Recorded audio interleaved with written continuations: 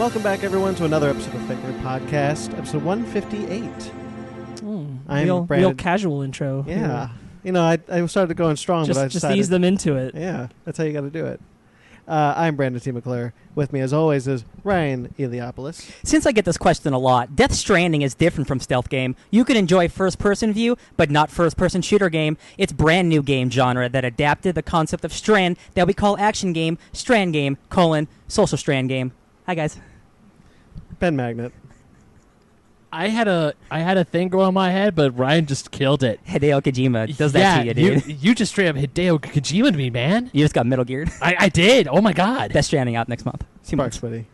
Blue's Clues is being rebooted with the actor from the Aladdin stage musical, and they brought the original hosts back, and one of them is a detective. Steve's a detective. Yeah, Steve's a Steve detective. graduated as a detective, Yeah. the original host. The other, runs a gift shop or something. Yeah. Real weird. Old Man Blue's Clues. That's my awesome. favorite. Oh, he's back. Blue is very old. I love it. Is it the same? Is it definitely the same dog? Yeah, it's the yeah. same dog. It's totally the same And dog. they're all the people who took it over are related. Yep. So Hey, man. This new guy is their cousin. Hey, man. It's fair. Keep it in the family. Keep it in the family. That's Yeah. cool. Yeah. Maybe he'll take over Steve's detective agency. Dude, that's a spin-off show I will absolutely watch.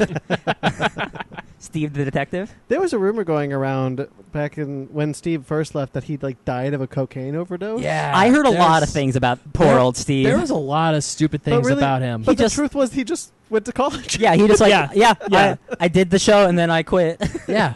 I remember there was this documentary thing on Facebook that was circling around with him saying, "I'm not dead, guys. I was the rumors were he was losing his hair. The I got your rumors clue right here. I'm he right died. Here. He's like, Well, he did lose his hair. yeah, He was bald. he did, but he was like, I just didn't want to do children's TV shows for the rest of my life, so I went on to do other things, and he did other things, and now he's coming back. Which Now he's I doing think is good. cameos. Yeah, which I Yeah. think is good. Yeah. He did keep the chair. That's the one thing he says. When I left the set, I'd said I want the chair. That's Welcome cute. to the Blues Clues podcast. You're welcome. Hey, man, we were all children once. Some of for us yourself. still at heart. Kidding me? Blues Clues was the second I got home from kindergarten. Blues Clues. I had one VHS tape that was Blues Clues. What's the pink dog's name? Pink. There's a pink dog. Isn't there's another Oh, dog? his girlfriend. There is, yeah. No, It's you his mean her? girlfriend. No, Blue was a girl. I thought. Blue is a girl. I'm Blue very is a girl. confused. There's There another was a dog. pink dog. There's a pink dog. I don't remember. I guess none of us remember it enough. Her girlfriend? Progressive. Oh, very progressive. I doubt it. Hell yeah, dude. I don't know. Blues Clues aficionados, add us, All please. right. We'll just I'm add that. Googling. We'll add this to a new show talking about Blue's Clues. All right, so how was your guys' week? Someone go first. You go first, Ben. What? Did you never go first? I went first last week. Did you? Yeah. Go first again. Okay, I'll go first again. Twice in a row. Yeah, Let's do it. so I know I'm stealing Sparkz' thunder here again, but I'm going to do it. But huge shout out to Downright Nerdy. Oh, Yeah. yeah. That's not Only a bad one thing. person is allowed to shout out down. No, right how Nerdy. dare you? I am shouting. That is all I'm on this show for. I am the shouter. No, because I won. Like I said last week, I won their giveaway. The package came on Thursday, and holy crap! Huge props to Michael and Riley. It was as simple as I thought. It was just magenta. Oh, God, we're the fools. I'm Boo Boo the fool. okay. And Periwinkle is the cat that lives next door. Bullshit! There's a cat. Whoa, that's past Next door. That's the next generation. Mind blown. I follow Simon's Cat on Instagram. It's just a joy. Yeah. Shout out to Simon's Cat. Not to steal your thunder, Sparkz. Oh no! The number one. Jeez. Are we doing this aficionado. again? All right, Ben. Tell me Oh. about the thing you won. No. So I won Powers of House of X #2. Hell yeah. And Powers of X #2. Actually, no, it was Powers of X that I originally won, and also 2 variant covers of Flash and Wonder Woman.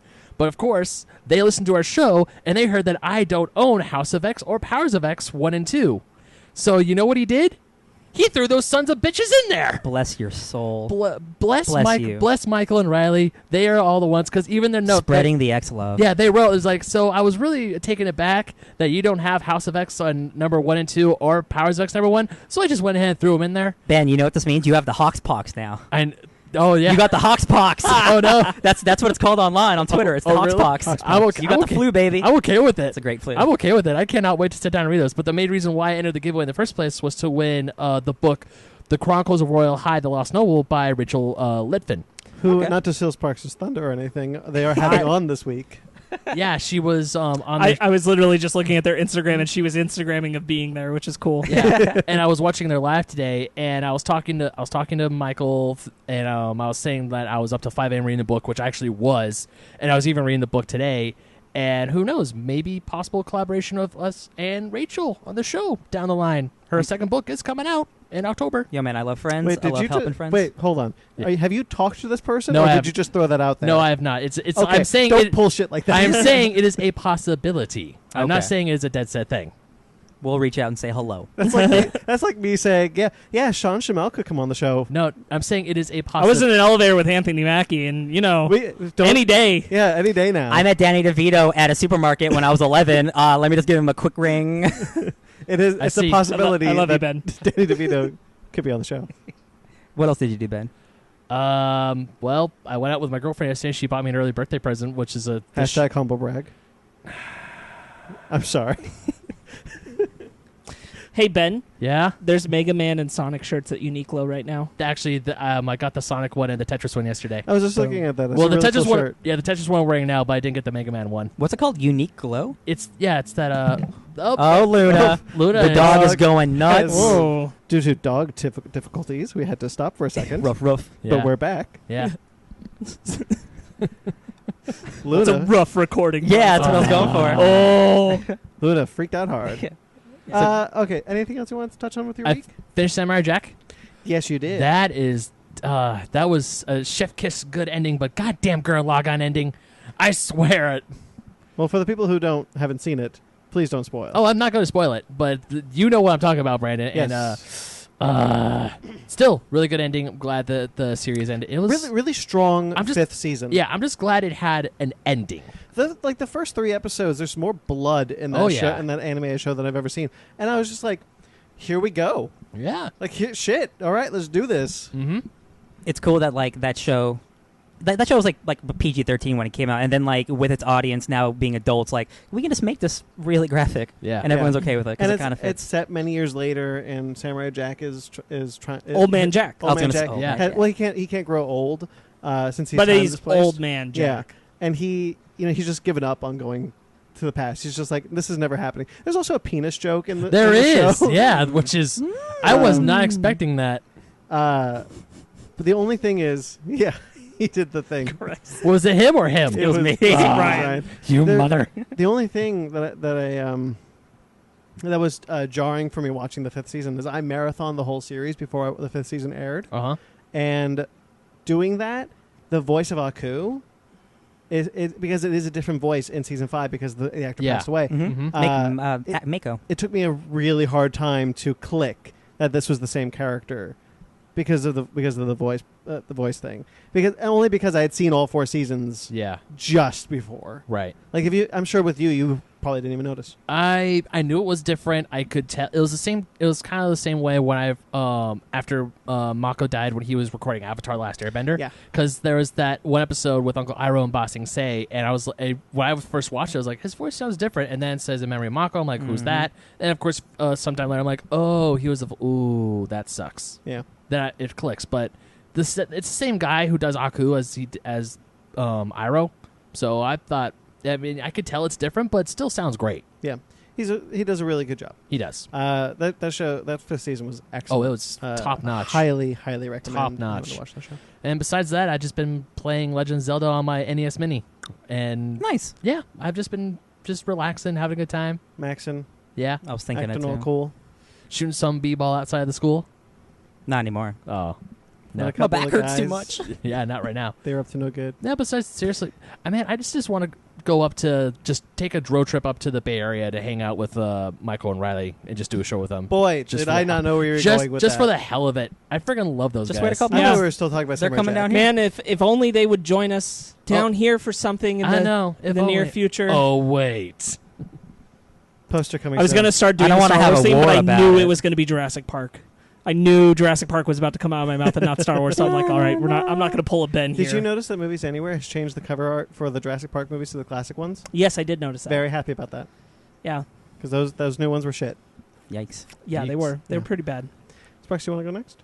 Oh, do you want me to? Because I got like Ryan, do you 2 wanna weeks go of next? stuff to catch up Yeah, on. no, yeah, he wasn't here last week. Yeah, so So I downloaded Star Wars Battlefront 2 again because I've added a whole mess load, like 50 gigs worth of content since I last played it, and I wanted to give that game another chance because one, I like Star Wars, and Star Wars is on my mind. And they added a new mode where there's like ground to space battle, basically, and like a huge conquest mode. Oh man, that's what I wanted from their first. Wait, Battlefront 2. wait, they brought back Galactic Conquest? No. Basically, so when Battlefront 3 was canceled, they leaked this video of what it looked like, where you're playing Battlefront on the ground, and then the next mission part's in space, so you get in your plane and you go directly to space. It's all in one seamless thing. That's what I thought this new mode was. It's not. It's you play something on the ground, and then you beat the mission, and you are transported to the sky, and it's super boring. It's just combining two modes into one mode. It's not what I thought. So I deleted a bunch of games off my PS4 because it was 150 gigs I needed to download. So I'm gonna delete that game. And I was feeling like, man, I was feeling kind of down this week, and I needed some good comfort food. And what's better than comfort than the Marvel Cinematic Universe? But I didn't want to watch a movie, so I played Marvel Ultimate Alliance 3. I couldn't wait for my friend Sparkz because I know we talked about playing it, but I was in the mood, and I played that game for like 8 hours. And that game is really, really fun. It's also very, very lazy, and it really bothers me. I'll talk about it another time. But that game's really fun. I really wish the people... Do you have another word besides fun? No. Okay. The gameplay's fun, and the story's great. Everything surrounding it is incredibly lazy, and it really bothers me every time I play it. Because Marvel Ultimate Alliance 1 and 2 are games that are 10 years older, and they do so much more, and it's so much more complex and has depth. This game is very shallow. The story is really, really good. That's the only really great thing I have to say. It's kind of a bummer, but when we play it, we can just play through that story, and I don't need to worry about the rest because it's kind of shallow and nonsensical.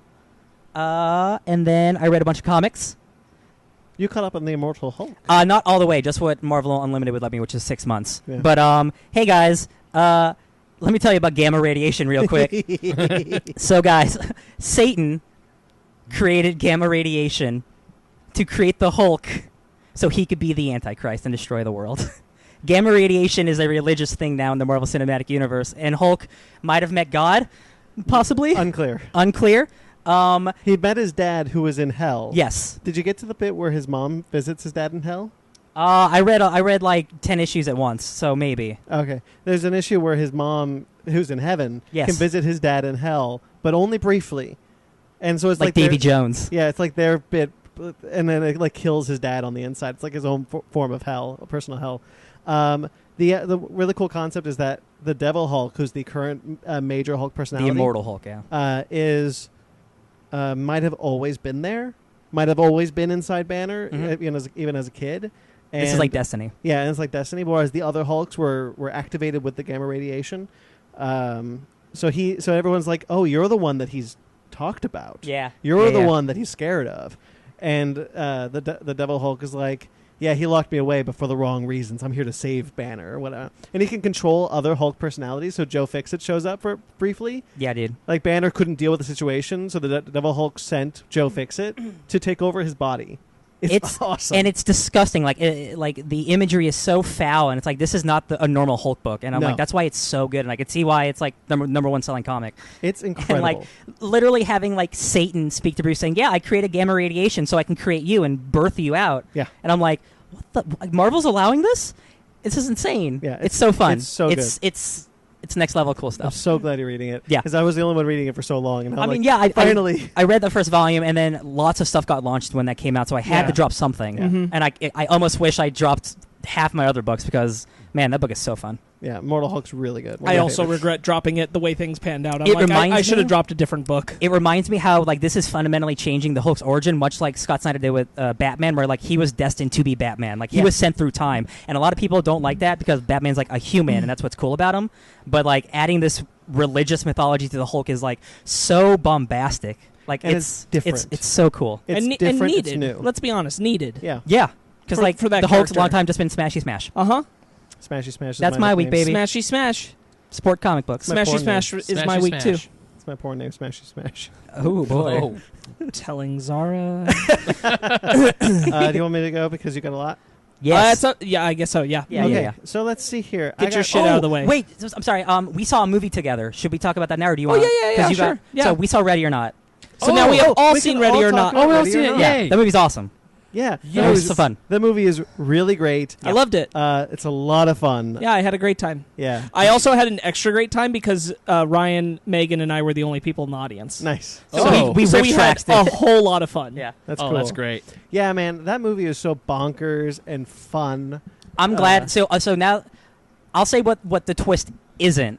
I thought the twist was going to be like she was going to be on it the whole time, and that's what I did not want to have happen. I never even Oh, thought that. really? I'm That's why- glad you clarified because I was wondering, like, what the hell were you thinking? Because it was like a big twist, and I was like, this isn't really a twist. It's kind of how I expected it to end, but much crazier. So I'm glad it wasn't like some crazy with a twist. Yeah. It was yeah. Because at first, when the movie starts, you see the devil thing as like LeBay's gambit or whatever. I was like, this is some devil worshipping shit. I isn't it? immediately. I had a feeling, and then of course they get to the ritual part near the end of the movie, and they say "Hail Satan," and the sun rises, and nothing happens to him. It's like, don't spoil much else for people who haven't seen it. I want people to go in as clean Yeah. as possible But- because this is a really great movie. but with the way it ends, it's just you just look at it and go, well, okay. Yeah, I gave a tip of the hat to that movie. I really had fun with it. I really liked it. Yeah. It might be one of my favorites of the year so far. It sits in my book like it's not exactly the same kind of movie, but for me it sits really nicely with the Happy Death Day films. Yeah. Yeah.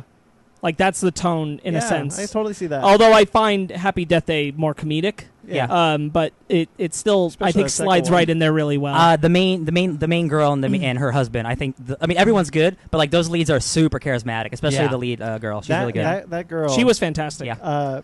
Star making turn Well, for this movie. I told Ryan when we got out of it that I'm like, there wasn't a weak member of the cast. Like Yeah. they all sold what was happening the perfect amount. They didn't overplay it, Yeah. but they didn't underplay either. And Nobody Adam- played it too serious, I but wanna nobody say- hammed it up. I want to say Adam Brody. I love him. If we can get an Adam Brody renaissance going, Man, I'm into it. he was going to be our I've Flash. always been a fan. Yeah. Love Adam Brody. Yeah. He was excellent. I was talking to someone about Just League Mortal the other day, and they were just like, "Wait, what? Who was playing?" What? I think about that movie all the time for So- no reason. I told Ryan, I didn't get the chance to tell you guys, the wife, the one who's the sister in the family, who's doing all the drugs and everything and freaking out. That's the lead actress from Winona Earp, who plays Winona Earp. Yes. Oh. She's excellent, Okay. and I was really glad to see It makes her me in the want to movie watch too. that show now. Yeah. Yeah. I love I her. did She's not know awesome. that. Yes. I like that movie a lot. Yeah, I thought the whole cast was awesome, Yeah. The which is ants, really cool. The crazy ants Oh, would be the best yeah. granny goodness. Yeah, Oh, I yeah. agree. Like, that was awesome. I when you whispered that. I was like, suggested oh my god, I want to see that. I want to see that Yeah. in the Dark I Side loved Theater. I loved Lady Malcolm McDowell. Yeah. Yeah. Sounds like him, but You're right. A little, yeah. Yeah. Let's see. I saw Ready or Not. Until I see her and Malcolm McDowell in the same place, I'm not convinced they aren't the same person. So yeah, Ready or Not. I saw that. I also saw Where Do You Go, Bernadette, which was a movie. Okay, wait. What? Like, I'm curious. Like, just a little more on that. You don't have to expand forever, but just was it not good? Was it just okay? No, it just kind of sits there. It just kind of exists. What movie was it again? Where'd you go, Bernadette? It's based off a book. Oh, okay. Yeah, it's not good. It's not okay. Is it a it's not spoiler? bad. If I ask where she went, Well, no, because the whole movie she's there. We're following the character what the a whole false movie. title. Seriously, I thought the whole movie was going to be like they're trying to find her and they don't know where she went. But the movie is an hour of her Maybe in it's her life. where did she go emotionally? Where I wonder if there's maybe something missed in translation from adaptation. Maybe. Because it's apparently a really good book. That's I have what- not read it myself. Zara said she really liked it. Right, Megan the same. So I'm, or at But least, also Zara really liked the movie. yeah. And I didn't. I just didn't. It's fine. Fair enough. All right, I just wanted to know. We don't need to spend a lot of time on that. Different folks. Yeah. Let's see. I caught up on Spider-Gwen. Ghost Spider. The one issue. Well, no, I finished like Oh, got you. Okay. like the whole thing. I'm all caught up on the I story. thought, yeah, Up to her 4th relaunch. Jesus. Mm-hmm. Yeah, I like it. It's good. It's got a It's good, awesome. solid team. I was a little weary about the direction, but I'm good. I'm into it. That's on Megan's pull list now. Yeah, she's Ghost reading. Spider. She's reading that. She's reading the IDW Captain Marvel comic because yeah, that yeah. just started. Yeah, she's Sam reading, Maggs. She's reading Fearless and Valkyrie, and she's now reading through all of Jason Aaron's Thor. Hell yeah, I've seen she those went, big books. She went back, and then she went back even further to the very beginning of it. So Nice. she's been doing that, and she's reading one other title. She's reading the regular Captain Marvel. Nice. Yeah. She doesn't have the Hawkspox, does she? No, she has not done that yet, and I haven't wanted to contracted it yet. I haven't wanted to overwhelm her with it because Yeah, I know. this is I'm already kidding, yeah. like more comics than she's ever read at one time. she's bouncing around a lot of titles right now, so I'm just letting her do also that. a myth-heavy X-Men book when you have never read X-Men. That is a lot. I am I'm currently halfway through my stack of comics that I'm like 6 months, 7 months behind on. See, I don't have that problem anymore because I picked only the books that I really, really, really want to read. Well, that's so because of the move. Yeah, it like stopped me from reading because I had my comics in one place and one. Buddy, preaching to the choir. That's why I've been behind for a year. Yeah. I haven't been able to catch up, and if I had, it's on the docket. But at the same time, like I'm finding things like I've been reading. I didn't get to talk about it last week, but I really liked the book club, Uncanny X-Force. Mm-hmm. I won't say a lot about it, but I echo most of what everyone was saying. Yeah. Sorry that you're colorblind. But I did enjoy it. I have questions, but I'm still reading through Wolverine and the X-Men when we started that. Yeah, which I do think you should read. I agree with him. If I hadn't moved, I wouldn't be behind in my far behind in my comics. Not to say I shouldn't have moved, but that is what happened. No, that sets you back. Yeah, but I'm going through it series by series. I also caught up on Superman. Geez, I hate the reason why John's a teenager now. Yeah. I finally read that issue. It's the worst thing I've ever read in my life. Is it space-time travel? Is it the worst thing you've ever read in your life? No, you're right. It's not the worst. I know. That's why I said it. But it is. It is. I understand why it upsets you. Even for comics, it's contrived. Patrick Leeson is coming on the Spider-Man for issue 34, starting the 2099 arc. So I'm gonna have to read. I'm gonna have to pick up Spider-Man again. Son of a bitch. I have not been reading it, but I heard Life Story ended really well. Yeah, I heard that for too. Spider-Man from Zdarsky. Yeah. So so even for comics, the explanation is contrived. The Crime Syndicate of America show up in that book, and I've never read them worse. Aww. Like I've never read worse interpretations of those characters. The way he interprets Ultraman, he turns him into a big fat crybaby. Okay. And he turns up that Jersey accent that's always implied that was there. And they just read so wrong. I admittedly I don't know much about them, but they didn't like it. I understand it. I understand. But there's things there's Jesus. Ivan Reis's art is phenomenal. I almost said the F-bomb. But Ivan Reis's art is on that book. Did you pick up Batman Superman? Not yet. Well, no, I did pick it up. But I haven't read it. Did you read it? Yeah, dude, that book's okay. So through the issue, I was like, because Ryan had freaked out and I hadn't read it yet, but I had it, and I was like, okay, I'm going to read this before we podcast today. And so I read through it after I finished the book club, and I was like, all right. I mean, it's cool. I'm digging it. And it got to the last few pages, and I was like, this is the thing. Yeah. Got it. Damn. Hey guys, do you like Secret Invasion? Oh yeah, what? It's very similar. Do you guys like the Dark Multiverse? Do you like the Batman Who Laughs? Yeah, I like That's all I'm saying. Hey, can I borrow that? I'm 3 issues behind on Batman Who Sweet. Laughs, and then I'll get into Batman Superman. Yeah, that's fair. You can have You can borrow one of my copies. Yay. Yeah. So because I haven't been to the store because I'm broke. No, yeah. So yeah, so I have a very conflicted relationship with the Superman books that Bendis is writing. I mean, don't pick it up. Just pick up Batman Superman. Well, I am. I got both on my pull list. But the problem is, I feel like I can't drop Superman because for the most part, I do enjoy the story beats. I just don't like how he's getting there or some of the character interpretations of them. Mm-hmm. So it's like when I say and you kind of need to get to where like it's heading anyway. Yeah. And you're behind. Like you already own it. You're just behind. No, I'm caught up on Superman. Oh no, now. okay, you're completely caught up. I'm completely caught up on Superman. And I just feel like the term conflicted has never been more true.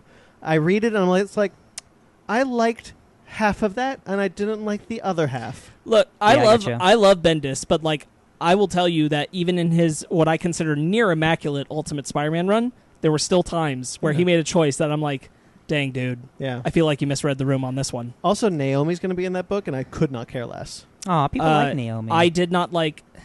It's minor.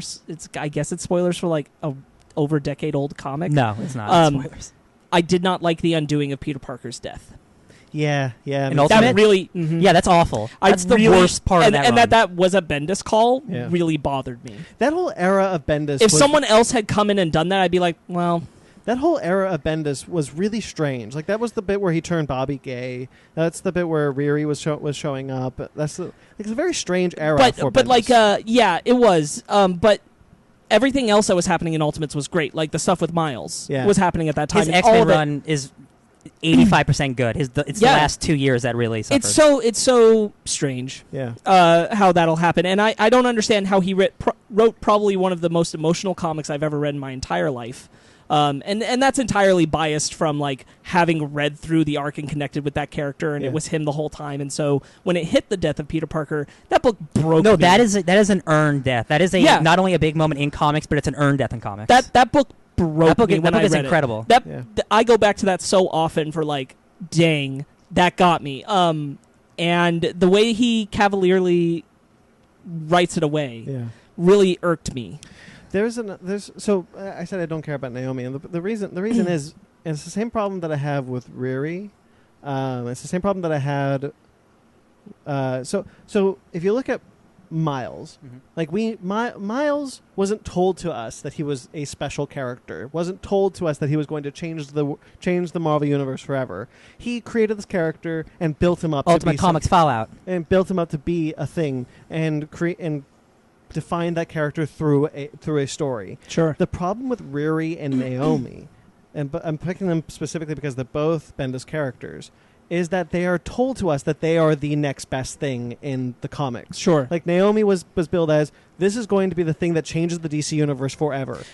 And I, reading those books, I don't buy it because he's only telling me this. He is not showing me why. I have not read Naomi. I will defend Riri as someone who's picked up most of her books from the beginning when she appeared in Infamous Iron Man, or Invincible Iron Man. She was not Iron Man for over a year to 2 years when she was introduced. She was just an MIT student who got wrapped up in Tony Stark stuff because she's being written into the comic. Like, of course she's going to run into Tony Stark.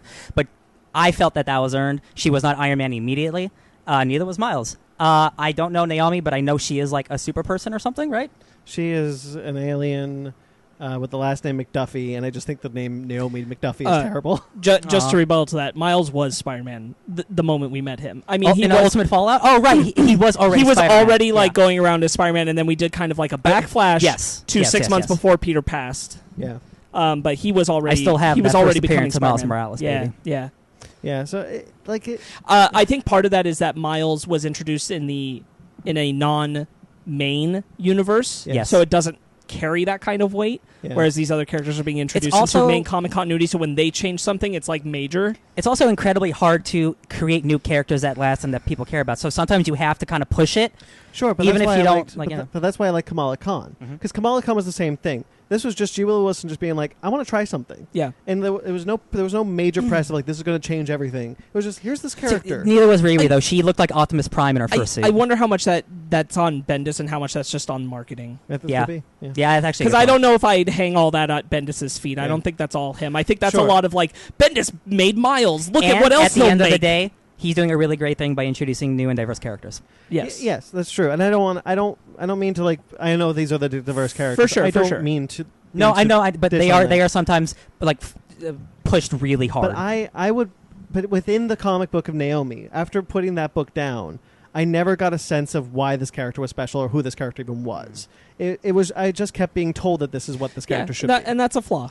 And I think I kind of think I'm having the same problem with Superman. Like, there's a similar thing. Like, I'm fundamentally changing Superman, but I'm like, okay, you just keep telling me that you're doing that. But I'm not you guys want to talk about fundamentally changing character? You guys aren't reading Batman right now. He is from New 52.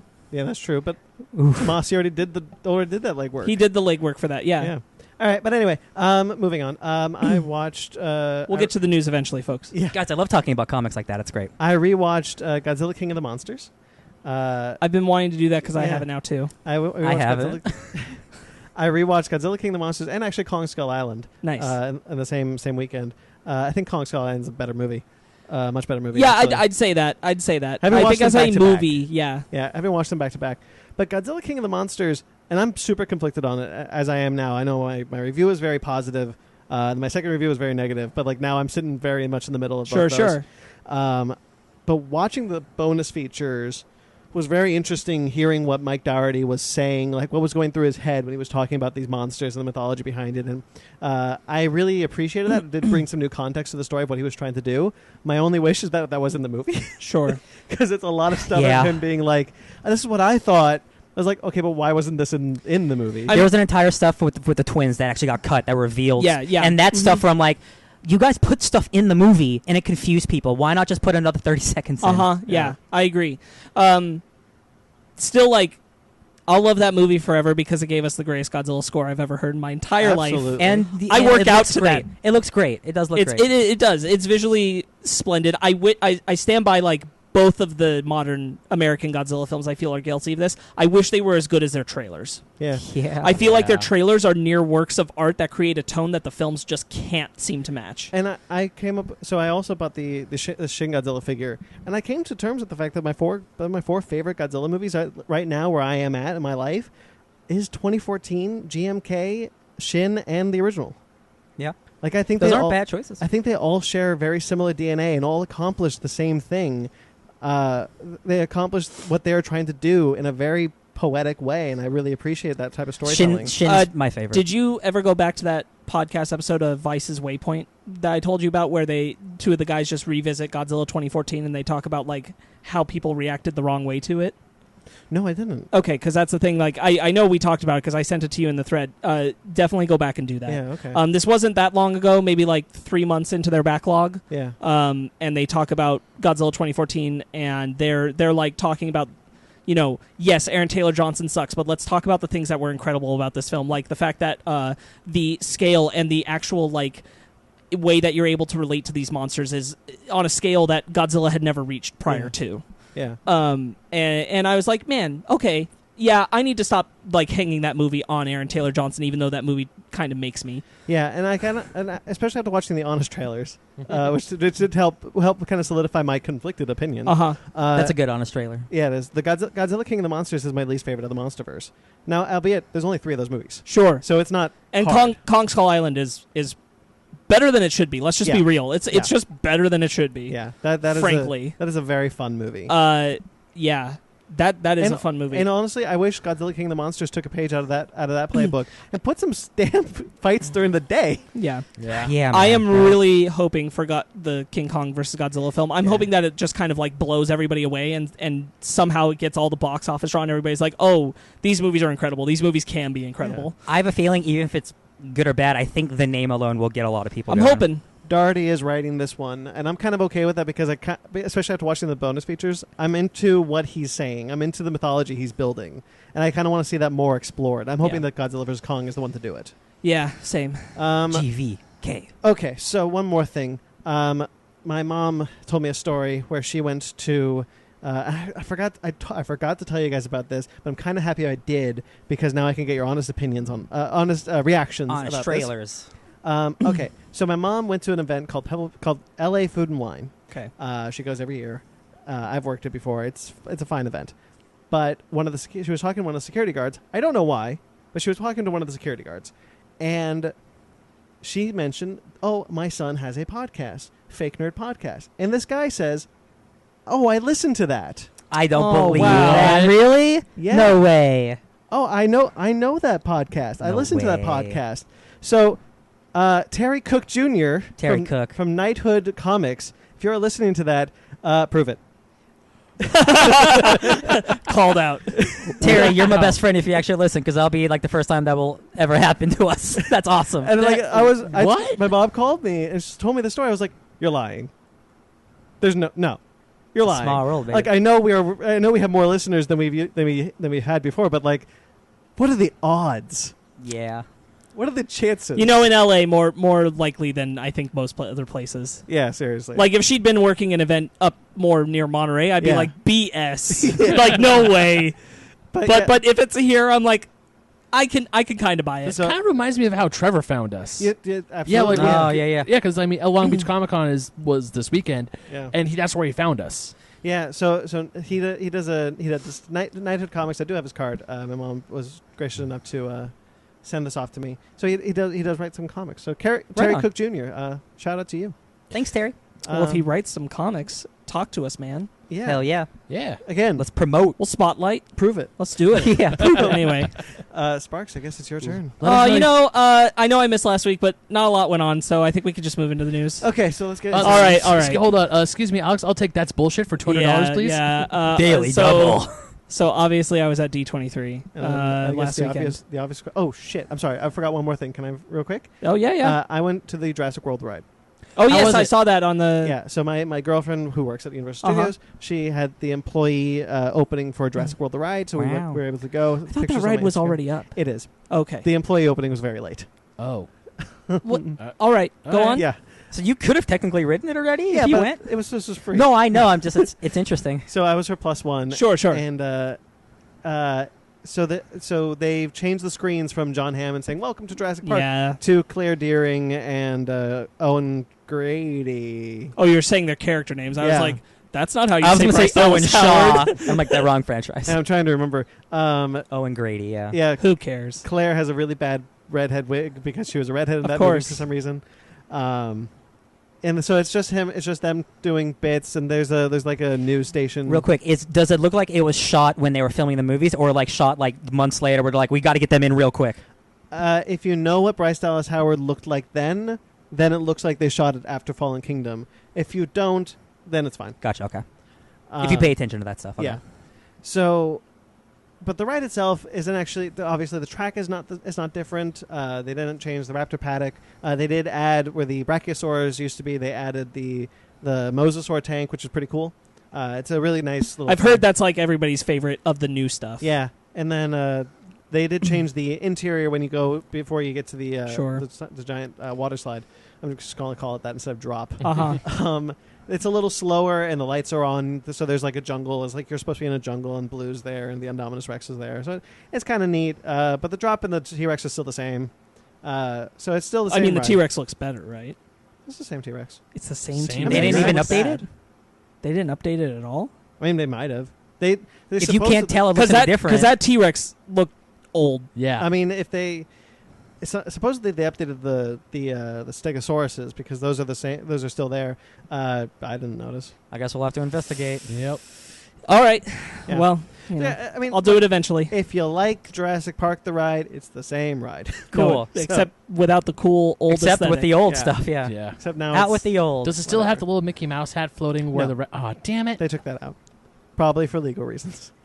Damn dog. It was there for the longest time. I know. They got away with it for the longest time. Barbasol. I looked over there. I was like, I'm going to miss that hat. Dude, someone's going to bring one back. Oh, yeah. Is the Barbasol can still there, or is that gone? That's gone. Damn it. What the hell? It's not Jurassic Park anymore. Yeah, I know. And that I know. it kind of sucks. Yeah. Let's be honest. And I even said that. It's very... I miss John Hammond talking to me. Mm-hmm. So do I. This entire generation who just aren't going to know honestly, who he you is could now. have kept it, like, because the park is still inspired by him, even in the movies. So, like, you could have kept his video. Like, his intro. legacy and name are still in the new Nothing movies. he says in that would ruin what happens. Like, there's a way to cut it to at least still feature him. Kind of hate they got rid of it. Me too. Anyway. We're just all old farts, though, so what do we who cares about us? Yes. How was D23? So I'll talk about that, but I kind of want to talk about everything else I did over the 2 weeks. Go for that it. isn't that, because that'll probably take the Hey guys, longest. the nonsense is going to be long. I'm going to time code it for you. Yeah, part of it is D23 discussion. So, obviously I was gone for 2 weeks. I actually wound up consuming a lot of media. Part of this is because staying overnight in line for D23 causes it, so you have a lot of downtime. So, I read some comics, certainly ones that are going to show up in our book club. I'll name drop Skyward is definitely one that we're going to be discussing in the near future. Sound familiar? Because I've brought it up before. It's something I'm planning for book club for sure. I have, as I told Ryan, been reading Wolverine and the X-Men.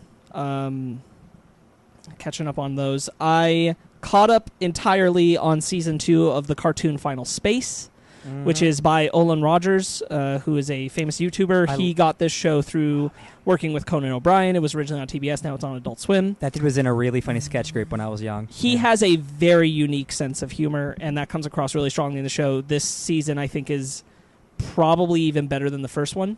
So I'm really enjoying that. That's something I consumed this week. Sparkz, I don't mean to interrupt, but I'm trying to mind meld with you. Can you pass me those napkins? Sure. I'm going to leave this in. I can pass you these napkins. Thank you, Sparkz. We're doing it live. There you go. Continue, please. The other thing is, I started school this last week. Hell yeah, baby boy. I started going to Cal State Fullerton. If you guys didn't know, Sparkz is only 14 years old. I'm only 14 years old. 14 years young. No, I'm old. I'm very old. It's very surreal. I'm working on a degree that's related to cinema and television, and because of that, all my classes are related to film and pop culture. And on my first day, in my film music study class, Ooh, the teacher brought up, yes, eventually in the course, one of the scores we'll deep dive into is Brian Tyler's Iron Man 3. Now, we'll be talking, yes, I know, eyes wide, I was surprised too. Hell yeah. Iron Man 3. Now, score. you all are familiar, obviously, because Avengers Endgame is one of the biggest movies ever. Who would have guessed when Iron Man came out in 2008? Well, you were all 10 then, and I'm like, ha! Not me! Sure, I was 10, yeah. I wasn't in my 20s. It is a weird... I was 2 years away I from was getting an Iron Man 18. tattoo. Yeah, exactly. When Iron Man 3 came out? Uh-huh. When Yes. Iron Man came out. Oh, when Iron Man... Because he was talking about Iron Man 3. No, I'm talking about Iron Man. Oh, okay. He said you were all 10 when Iron Man came out. And I'm like, shit. Nope, not true. Inaccurate. Yeah, I'm definitely the oldest person in all of my classes. It's very interesting because out of my 4 classes, 3 of them all brought up the Marvel Universe in some way within the first week, related to like film studies Pop and things like culture. that, because that's how... Well, one of my classes is specifically about pop culture, so that one made sense. But like it came up in all of them, and I'm like, yeah, dang, what a weird world I'm in right now. I took a pop culture class in college, and I've never met anyone who hated pop culture more than that pop culture professor. Yeah, my professor definitely like loves pop culture, but does not love the MCU. Oh no! Oh, no. That he doesn't hate it, he just doesn't love it. That's fair. All right. He felt Endgame was far too long. That's a common thing that's coming out Yeah. of the woodwork these days. Anyway, so that started this week, so that put me behind a decent bit on between that and D23, like catching up on the YouTube stuff for uploading for the show and things like that. So we're like behind a few podcast episodes. I've also been building some visual intros. So right now, when this is out, those episodes should be up, or most of them, and now they have visuals to go with our new beautiful intros and outros by Jeremy Vellucci, Thanks, Yes. Jeremy. which is awesome. Not Using to steal your thunder, but shout out to Jeremy Vellucci. yeah, shout out to Jeremy Vellucci, absolutely. So I guess the big thing other than that is D23. I don't know that I did anything else that's relevant. When's D24? Oh boy. You wanna Tomorrow. tell him? So I did listen to what you guys said. I did definitely want to deep dive on a couple of subjects. Oh, real quick, before the D23. While I was at D23, I found out some really sad news that also led to some more sad news that I had no idea about. So OKKO is a show I've talked about a lot. It's one of the first shows I want to talk about in Cartoon Corner. While I was at D23, I found out from that the creator of the show announced that it has been canceled by Cartoon Network. I did hear So that. this season will be the last season, and they gave him enough heads up that he's like, I made the ending the best I could. Also, this last season of Star vs. the Force of Evil was the last season. Star vs. the Force of Evil on Disney Animation, which we wound up talking about while Jen was on, was also canceled. What? And was not given the ending that she wanted, because she said in an interview that, like, yeah, I couldn't make it the ending I always had in my head because the characters weren't there. Just couldn't do that. You can't It would have force- felt you can't forced. force it, So yeah. Son of a... even though I knew it was coming, there was nothing I could do. So I just ended it the best way I could without it being the ending I wanted. Yeah, it's too bad. It's a real shame. Star vs. the Force of Evil is probably the most inventive original Disney animation show I've seen. And that's a real shame that that's gone. That's one of my favorite new Disney cartoons. That and Gravity Yep. Falls. I Yeah. love those shows. Yeah, so season 4, that's it, baby. Son of a... So that's a shame. I heard about OKKO, but I didn't hear about Star, and that one hurts. Yeah, both of these are really awful. Teen Titans Go, by the way, just got announced that it's like moving through on its 6th season, probably getting a 7th. Anybody watch that movie? I only draw this comparison because it really irritates me that for some reason these cartoon shows are still beholden to Nielsen ratings. Such an outdated system. It really is, and I hate it. It's awful. I'm like, these are for, like, you know, people who are either kids with their parents or young adults, young teenagers, and things like that are watching these shows. And when they're doing it, they're not watching it like broadcast television. They're not.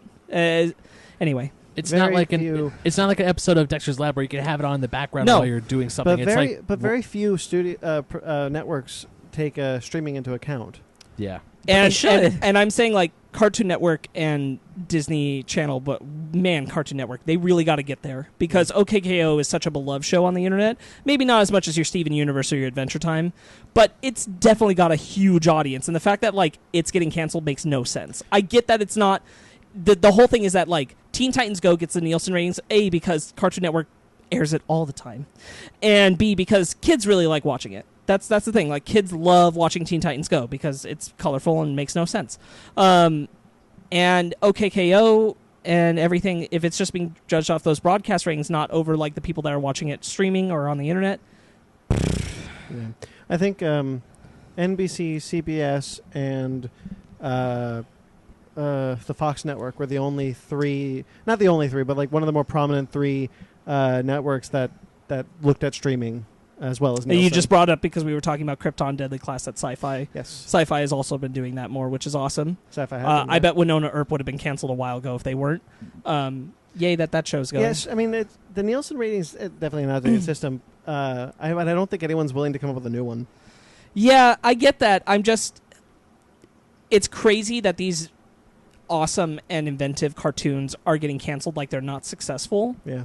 When you go online and they clearly have a massive audience. Yeah, exactly. It's obvious, and I don't understand. Yeah. Anyway, off of that, on to D23. So you guys talked about last week. I really wish I could have been here. There's definitely some highlights I want to hit on. Anything in particular that you guys want to know about? How or should I crazy just go was it into when Ian McGregor showed up? I was live texting you guys while that was happening. It was really funny because you asked me, and it was probably about 25 seconds before he walked out that you asked me, like, have they announced Kenobi? And I'm like, hold on. Yep, he just walked out. He's here. It's happening. Yeah, they saved that for the last bit of Disney Plus, which honestly, I as we were getting there, I'm like, it's gotta be him, right? Because this is the end of the show. We're at Star Wars, and they've shown the Mandalorian trailer, and they've talked about the Cassian Andor series, so they've got to be bringing out Kenobi. I really, so it really felt like D23 was the main event at Disney Plus was the main event at D23. Yeah, I would be hard pressed to tell you that's not true, and I think part of it is a change in strategy from what they did 2 years ago. 2 years ago, they announced not just Marvel Studios, but like all the studios were announcing like very forward-thinking their agendas for like the next few years. Multiple projects announced, things that wouldn't come out in the time before the next expo, like Mulan. They were like, Mulan was on the docket, and then it's coming out next year. So like all this kind of stuff was happening. And this year they were very focused on like, we are only talking about things that are absolutely like across the board. Pixar, Disney. Pixar didn't give you any ideas of things that are like just concept right now. Disney Animation didn't do that. Disney Live Action didn't do that. Star Wars didn't do that. I was surprised that Kathleen Kennedy said nothing about the next trilogy of Star Wars films. They were entirely focused only on Rise of Skywalker. I was also really surprised that Kevin Feige. What you say makes sense because probably what happened was the rest of the Phase 4 movies weren't ready yet. And so, not going to talk about something that's not ready. I was surprised that Blade, since it was announced, wasn't given some kind of form of release date or us knowing if it's a Disney Plus show or a movie. Yeah. I was kind of surprised with that. Past that, I was also stunned. Obviously, so there's Phase 4 is longer than we've been told. Yes. And we don't know how long anymore.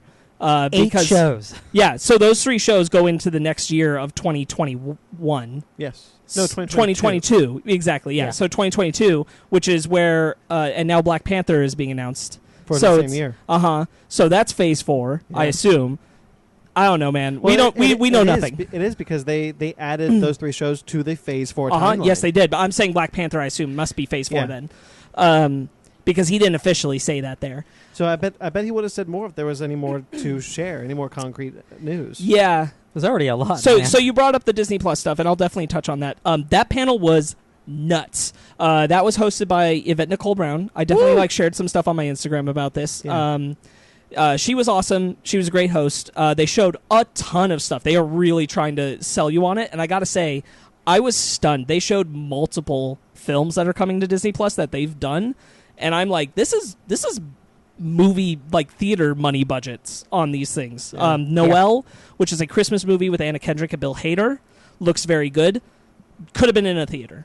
Honestly, I was like, "Whoa, okay." Lady and the Tramp, which you guys touched on, also looks really good. Yvette Nicole Brown, the pup that came out is the double for Lady, and that is the Yvette Nicole Brown. She adopted that. Yeah, that dog. So cute. Yeah. She's in Lady and the Tramp. Okay. Yvette Nicole Brown. So she was really hyped about that. Let's see what else. Oh man, so much happened at Disney Plus. It was nuts, guys. There is a movie coming out called Timmy Failure, which is so it's about a kid in elementary school, and he has an imaginary polar bear friend who is a fully realized and rendered CGI polar bear, not unlike the His Dark Materials bear that we've seen. Looks completely real, but only he can see the bear. The tone of it is excellent. I'm like, I don't know, guys. Like, this is going to be this service is nuts. I don't understand. I don't understand the choices that they're making here because, like you said, Lady and the Tramp. And when I said that, Lady and Tramp's real animals are emoting better than the Lion King's fake animals. But you can put that in the theaters and potentially make $1 billion. So why didn't you? Because Disney's smart and they know you'll buy the service with that movie on there. I mean, Lady and the Tramp is an interesting gamble to be like, you'll buy with Lady and the Tramp. I mean, but the thing is, the bulk of Lady and the Tramp still has real animals. Yeah. So, it didn't cost anywhere near what some of those other films are. True. I mean, it's costing them a pretty penny, but a pretty penny they can spare to beef up this Disney is a Disney Netflix Plus service and make you come to it. Obviously, there was the Lizzie McGuire, Hilary Duff announcement, and she came out. That was a big thing. The musical, the series. So they misled us when we were there that the Lizzie McGuire show was going to be.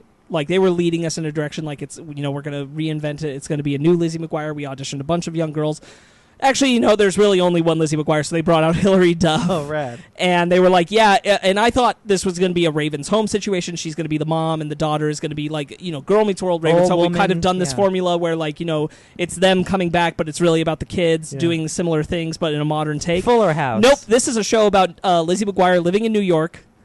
Single and trying to make life work, but she's battling with her 13-year-old cartoon version inside of her head who's still 13 years old. I love that so much. That's the show. I love that.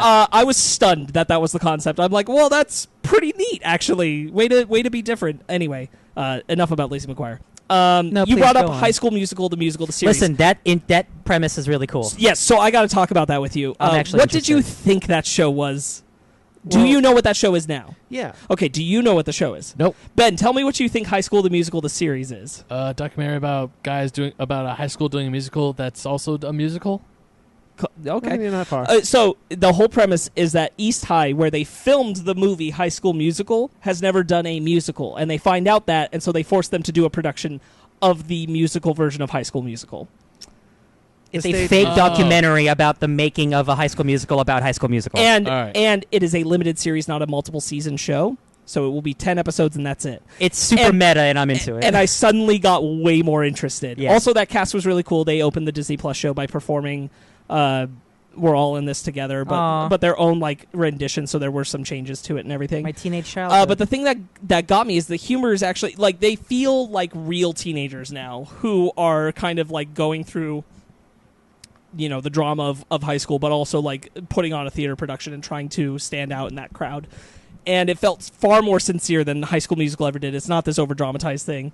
And there's a great bit that I couldn't help but think of Brandon for, where there's a guy who's trying to get the lead role that was Zac Efron's, and so he's watching the DVD of it in the computer lab at school. Mm-hmm. But the DVD gets jammed when they're supposed to leave, and so the teacher comes over and he's like, what's happening? And it's it's High School Musical, and he holds up the DVD case, and he's like, oh, okay.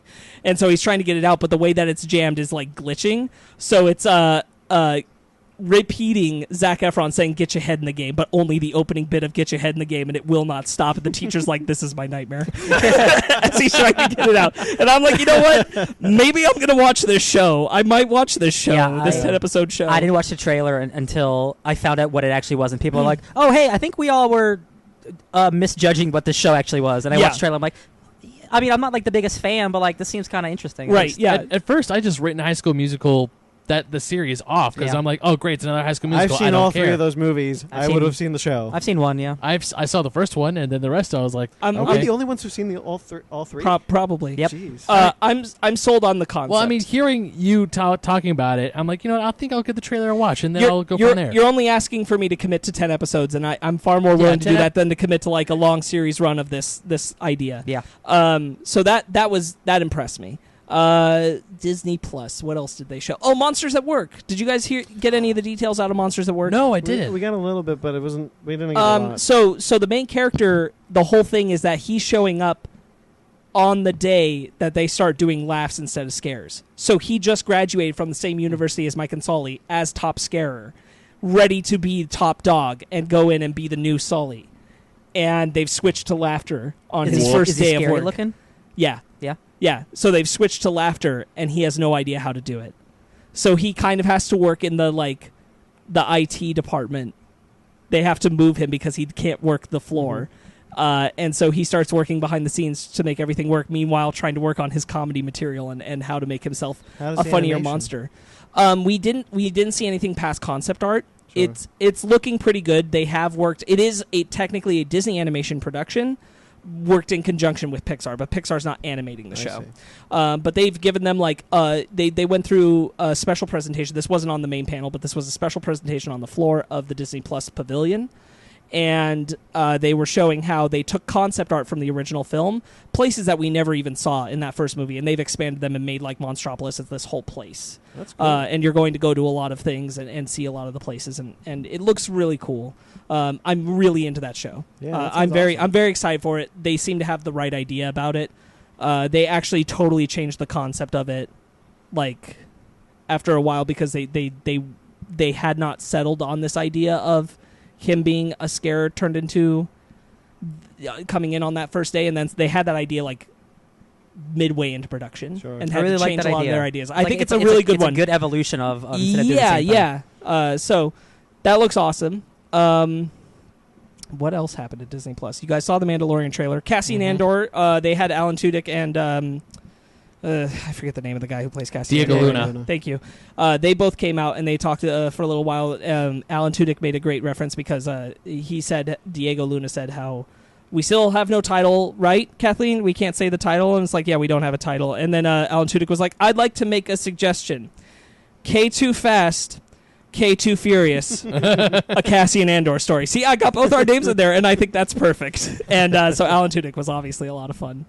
That show, I'm intrigued by that. Listen, man, if it looks half as if it looks half as good as Mandalorian, I'm there. The money they are putting, man. Okay, so we talked about I guess it's not that surprising because it's Disney, but you look at CBS All Access and the type of money they. The put Mandalorian into looks shows. like a Star Wars movie. Yeah, it's bananas. I couldn't believe what I was seeing, and I know we talked about that last week, but I texted you guys if you had told me this was a movie, I would have believed. It's really the only thing that is reserved for HBO, Game of Thrones, that gets movie even better. Yeah, arguably. That's what I mean. Even better. It's just Disney's willing to put up the money because they know you're going to buy it. They're willing to put in completely CGI characters into these, and make them look good. Yeah. So that Kenobi show, so ready. Yeah, me too. Clone Wars. Clone Wars was talked about. It's 8 years after Revenge of the Sith. They officially said. Yeah, have officially said. Yes. Yeah. Clone Wars. Is looking good. And man, I'm so excited about that 7th season. And Resistance, all of that, Rebels, Clone Wars, Resistance, all of it, Disney Plus. Nice. All going to be there. So excited. Super fun. I was wanting to rewatch Clone Wars, right? And thank goodness of all the physical media that I have, Clone Wars, the DVDs, not in print anymore. Yeah.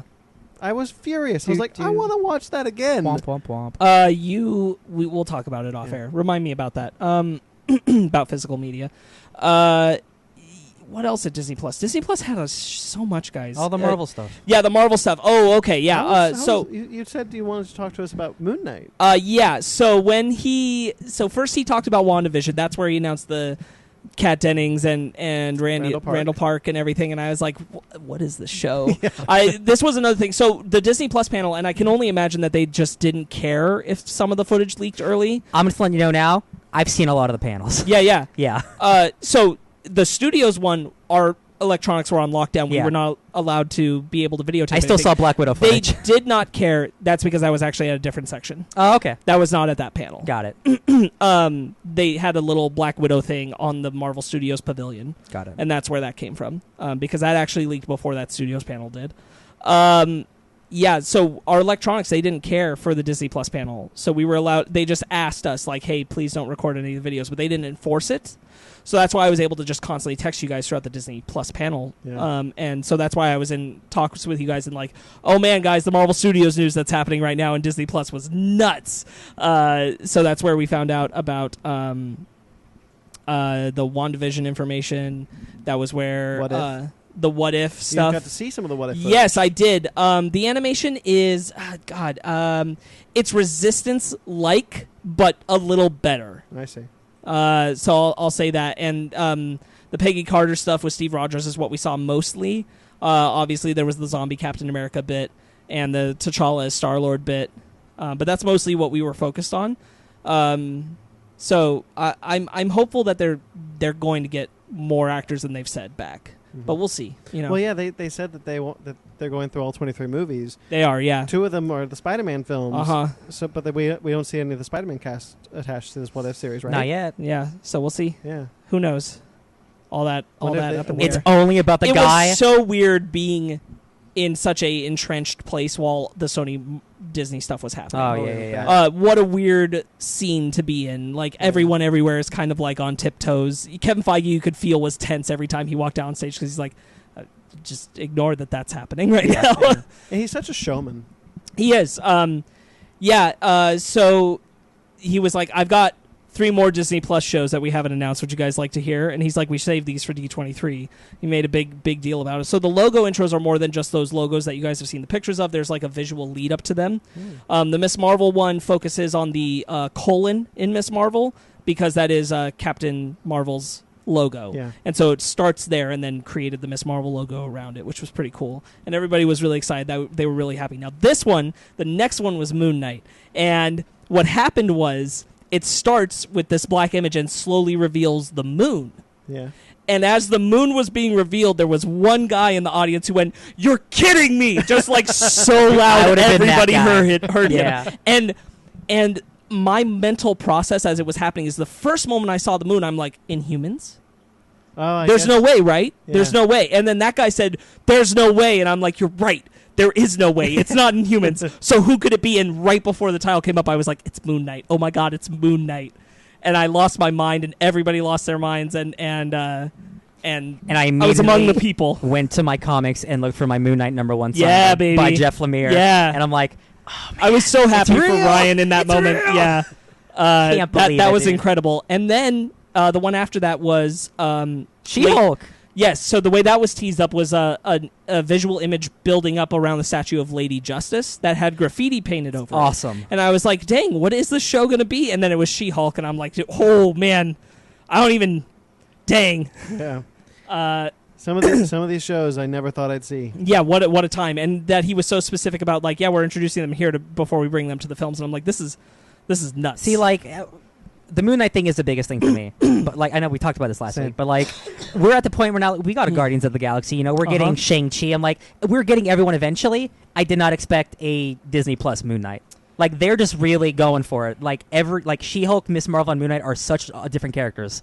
So like everyone's getting satisfied. Yeah, it's they're killing it. I figure we get Miss Marvel sooner rather than later. I honestly thought there were talks of a Miss Marvel show, ABC and stuff, right? Yeah, Like, but I honestly thought we weren't gonna get Moon Knight until much later. I thought Netflix had Moon Knight. Yeah, locked. I thought once Daredevil came out, and then we got news of Luke Cage, Jessica Jones, Punisher. I'm thinking Moon Knight's gonna be on Netflix. Once they all got canceled, that's when I thought we're never getting Moon Knight. Yeah, because I thought he was gonna be in that universe. Yeah. Again, like I brought this up to you guys. I'm only going to mention it lightly on the podcast because you have to understand how weird this was. I was not the only person recognizing this was weird. When we were sitting in the lobby for these panels, both for Disney Plus and the studios panels, both times at different songs for the 2 times. One time, Jessica Jones' intro from the Netflix show played. This has never happened at D23 before. They've never played music from those Netflix shows. And then the next time, it was the Luke Cage intro. And I was sitting in there, and I'm like... and it took me a while to register that's what was happening. And I'm like, this is so bizarre. And the thing is, like, I was so ready for them to say something was happening with the Netflix shows because they also played things like the song from the Lizzie McGuire movie. And then they announced the Lizzie McGuire show. So I'm like, why are they doing this? What is happening? Yeah. And I'm not saying it means anything. I'm just saying it was very bizarre, and I was not the only person noticing it was bizarre. This has never been done before at the Disney Expo. They've never played those Netflix themes. They're not that recognizable that like you'd expect that to be a common thing. Like they usually play songs that everybody in the crowd should get. Picking the Netflix shows, somebody made that choice, and that's really interesting to me. The last one was 2 years ago, right? Yeah. Perhaps those albums weren't out yet. Maybe not the albums, but the shows were But they out. definitely had access to those songs. Like there has never been any acknowledgement of the Netflix shows at D23. I only say because the albums were put out later, and the albums are put up by ABC Music. So that Sure. It's still a choice. You're making this playlist for this lobby. Yeah. You're playing Jessica Jones 2 songs before the panel starts. That's a little odd. I got to tell you, I was playing Marvel Ultimate Alliance, and I got to the Defender section where you meet all the Defenders and they join your team, and Jessica Jones is like hanging out with you, and I'm like, man, I miss those guys. Yeah. Man. Yeah. Jeff Goldblum's show seems excellent. Jeff Goldblum was a lot of fun. Yeah. That trailer looks really fun. Yep. Yeah. We saw basically the same thing. Did you guys watch the trailer for Encore? No. So that's the Kristen Bell show where she gets together old casts of high school musicals, and they're years down the line, and has them recreate the same show. And there was one part, you can watch the trailer, and this is in there. There's one part where there's a guy who, like, his whole thing was he's not an excellent singer, he's not an excellent dancer, but he did Oklahoma in high school. He's not an excellent singer or actor, but he's an excellent dancer. That was his thing. And so he had, like, the biggest dance number for the lead in Oklahoma. And that was a big deal, and that was his high school musical experience, but it's like 20 years down the road, and he was in a car accident, and he's paralyzed from the waist down. So they had choreographers come in and create a whole new number incorporating his wheelchair so he could still be that role. Oh, that's so and cool. It's so incredibly cool just to see that in the trailer, and I'm like, this is an awesome thing. Yeah. This is the kind of reality television show I can get behind. That sounds really nice. Yeah, so Disney Plus... Wow, what a presentation. They obviously are selling it hard. A lot of things you guys covered. $7 a month. Jesus. Become a D23 member. You can jump in on that. Become the free version of a D23 member. There is a free tier where you don't pay anything, and you're just a D23 member. You're not a gold member. You're just a regular casual member. You do that, and you can get in on that deal for $140 for 3 years. If you know you're going to do that, It's a good deal. God, that's a good deal. I know. I did it. I'm not going to lie. I did it. I had $140. Yeah, that's the thing. I'm always, yeah. So I was there. So my mother was with me. That was a big thing about D23 Expo. That's one of the reasons I couldn't come back Sundays. You can share accounts? Yeah. Jesus. Yeah, you'll have like multiple logins and everything. So it's built for families. So theoretically, I don't need to get it. I could just have an account on yours. I mean, yeah, maybe $7 isn't a lot though. Off the air. So the whole thing was that, like, obviously, in this case, my mother was with me at the Disney Plus panel. She kind of knew what was up. I told her there were Marvel Studio shows because she's a Marvel fan and has watched all the stuff, and that it was going to be important. But she wasn't really aware of what the streaming service was going to be. And then we were in the panel, and she's like, "Oh, we're buying that. Let's go on the floor. We'll go buy it." So we went and did it. That was you did was right funny. then and there, huh? No, we did it on our third day when we just had some time to go around, and we stopped by when it was convenient, and we signed up, and she bought it. So $140 for a year. She's also going to increase it to the bundle, which you have to call them about once it starts, but then you can have that same, like, discount transfer over to the bundle. That's cool. Ooh. Yeah. Anyway. What a service. So the studio stuff I want to talk about for sure. The behind-the-scenes studio stuff. Where to start with that?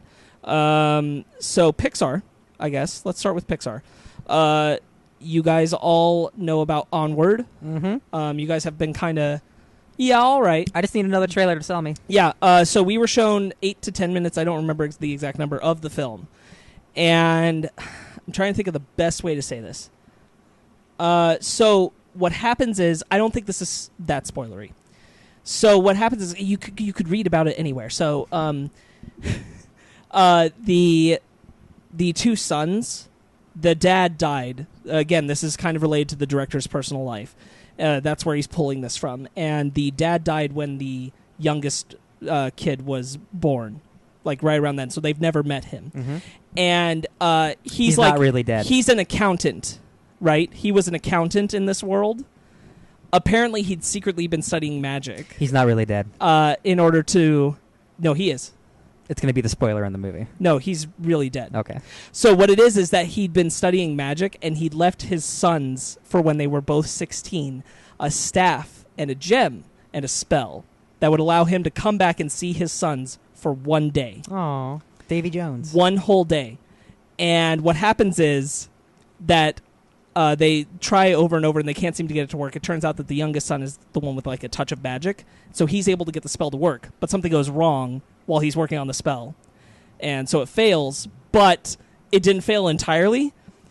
So their dad's just legs. Oh, that's great. And they have a day to get another stone and get the spell to work again, to get all of him. So they can see him, because you can only do this once, and you can only do it for 24 hours. So they have to go on a quest to find the proper stone so that they can do it. and have their dad back for that day. That's awesome. And meet him. And so they have to take the legs with them as they go. So they weekend at Bernie's him. And that's basically the setup for the film. So if it's fantasy weekend at Bernie's, I'm sold. yes, exactly. Okay. Exactly. All right. So Okay. I'm telling you, it's going to be good. Well, A lot of good gags. Chris Pratt and Tom Holland were able to record together. And that clearly made a difference with their interactions. Very rare for Pixar. To do that. Yeah, they were really... The camaraderie is strong. Yeah. What else? Soul from Pixar. Soul. That was the other one. Yeah. Pete Docter is doing that. He came out and said, because this is the guy who made Inside Out. Yeah. He came out and he said, we really, we were talking about wanting to explore things that like, what makes you you? Why are you here?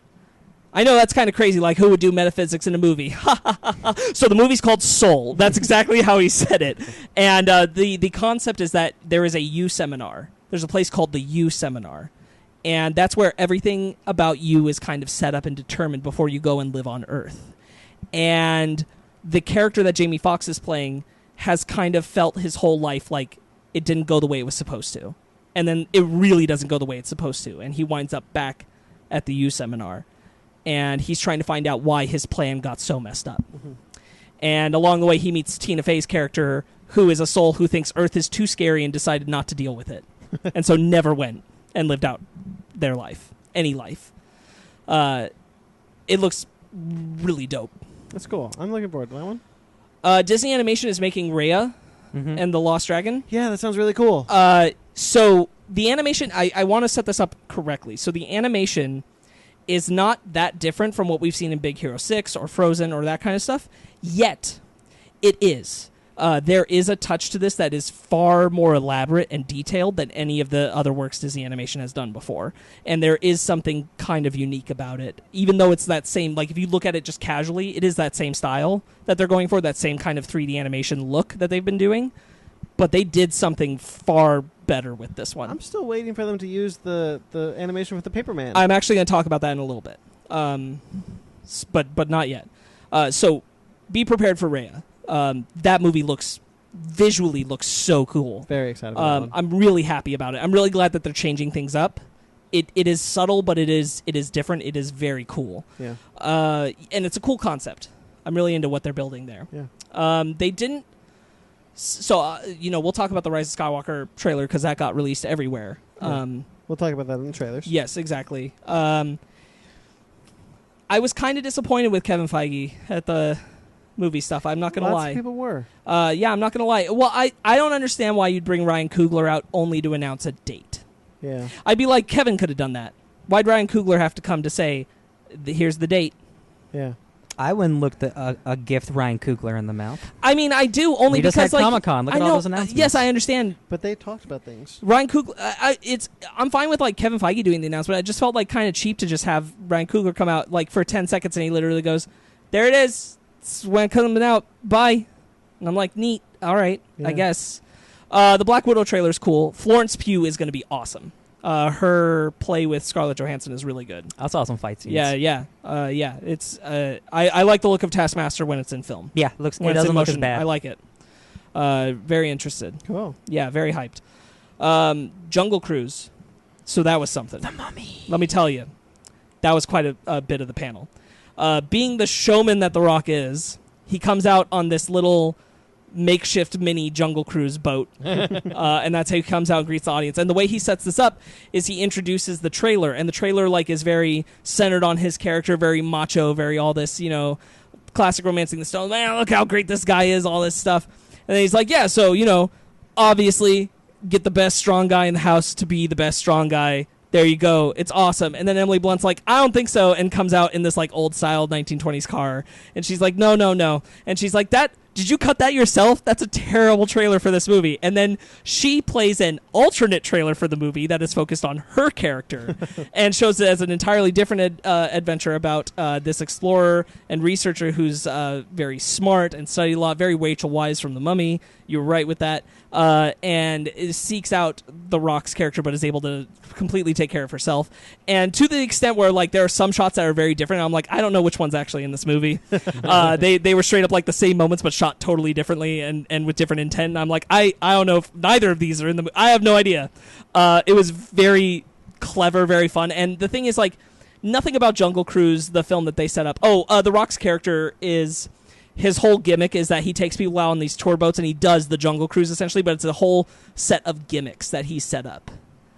So he's basically like, I'll take you on the most dangerous Amazon adventure, and it's like, it's not real. And then he goes on a real adventure. And it's not real, but then he ends up on this one, yeah. The film seems fine. Like, as a plot, I'm like, oh, okay. But the chemistry between the two of them is so fantastic, it doesn't matter. Like, they're going to be excellent. Yeah. They were so much fun to have on stage. Past that, Maleficent 2, we saw a decent chunk more of that. I'm optimistic, but it's hard to say from here, like, how that's going to go down. But I'm hopeful. I'm hopeful for that movie. Good. Trying to think if there was anything else from the movie stuff. I don't think so. Yeah. So some of the other things I did is I was at the Frozen 2. Jeez. That sword's not in the movie. There was this part where they made a comment that, like, when you see Frozen 2, you'll see that the narrative of it really goes with Frozen 1 to form one total story. And I'm like, well, that's not that hard when Frozen 1 wasn't much of a story. So, yeah, they got Sterling K. Brown. Yeah, he's there as this captain that they meet in the different land. I read that he was his dad. I read wrong. No, he's this captain that they meet from the other land that they wind up going to. Mm-hmm. And the other actress, I forget her name right now, she's playing the mom in a flashback. Oh, okay, yeah. And they showed one of Elsa's big songs from the film, and it was really good. It was cool. I liked how well put together it was. It definitely seems like an interesting story. I hope they stick the landing on it. I'm not sure that they will. Sterling K. Brown was very funny. He had never seen anything from the movie yet, so they showed him showed animation of his character in action, and he, like, psychotically enjoyed it. He was just like, and, like, lost his mind, and he's like, that's me. It's a character from Predator. It was very cool. Like, I'm very happy for him. It's awesome. I went to the Marvel 80th panel. I read that comic. Yeah, I haven't read it yet, actually. I was supposed to have it that day. Mm-hmm. We were supposed to get it early, but there was a whole thing. I'll talk about that. So it's basically C.B. Cebulski and Tom Brevoort. We're talking through some Marvel history. Nothing that I think isn't public information already, but it was still fun to hear them banter about it as they went through. They ran a half hour long. They were clearly having a good time. At the end, they did announce that next event that I sent you guys the picture of. And they were releasing a D23 exclusive version of Marvel Comics 1000, and what had happened is a whole lot of people had gotten it from their seats and come back and then left at the end, and so they'd wound up with 2 copies. Oh, okay. And this happened in such a large drove, and people were real mean, real aggressive to Disney cast members who are handing these out, by the way, and, like, it was a bad scene. Yeah. And we'd hung around for a while along with a few other people just because we were, like, kind of talking with people, being like, wow, that was nuts, and then, like, you know, what happened, and kind of figuring that out. And in the midst of that, they brought us all back in, those of us that were left, and they got names and addresses, and Tom Brevoort and C.B. Cebulski were like, we're going to send you copies. Oh, that's cool. We're going to mail them to you. And they came down the line, and they shook hands and took photos and talked with each and every individual person. And that's how I wound up getting an email address. Oh, nice. So anyway, they were really nice guys. They were awesome about that. The last thing I'll talk about that from D23, because there was so much that went on, but the last thing I'll talk about is that I went to a thing called Short Circuit, where they screened 6 shorts. And what it is it's something that's going to be on Disney+. It's called Short Circuit. It's going to be where they play a whole bunch of shorts that are being created by people who are at Disney Animation who are not normally animation directors, but are given the opportunity once they pitch an idea to create these ones. And the whole concept is that they're exploring, like, one thing that they haven't really tried in the technology yet. So we were shown 6 of these. They were all really awesome in their own ways. You guys are really going to like them. You're going to see them on Disney+. One in particular was really cool, is done in this style of, like, an Archie comic book kind of look, or Calvin and Hobbes kind of look, but like moving animation.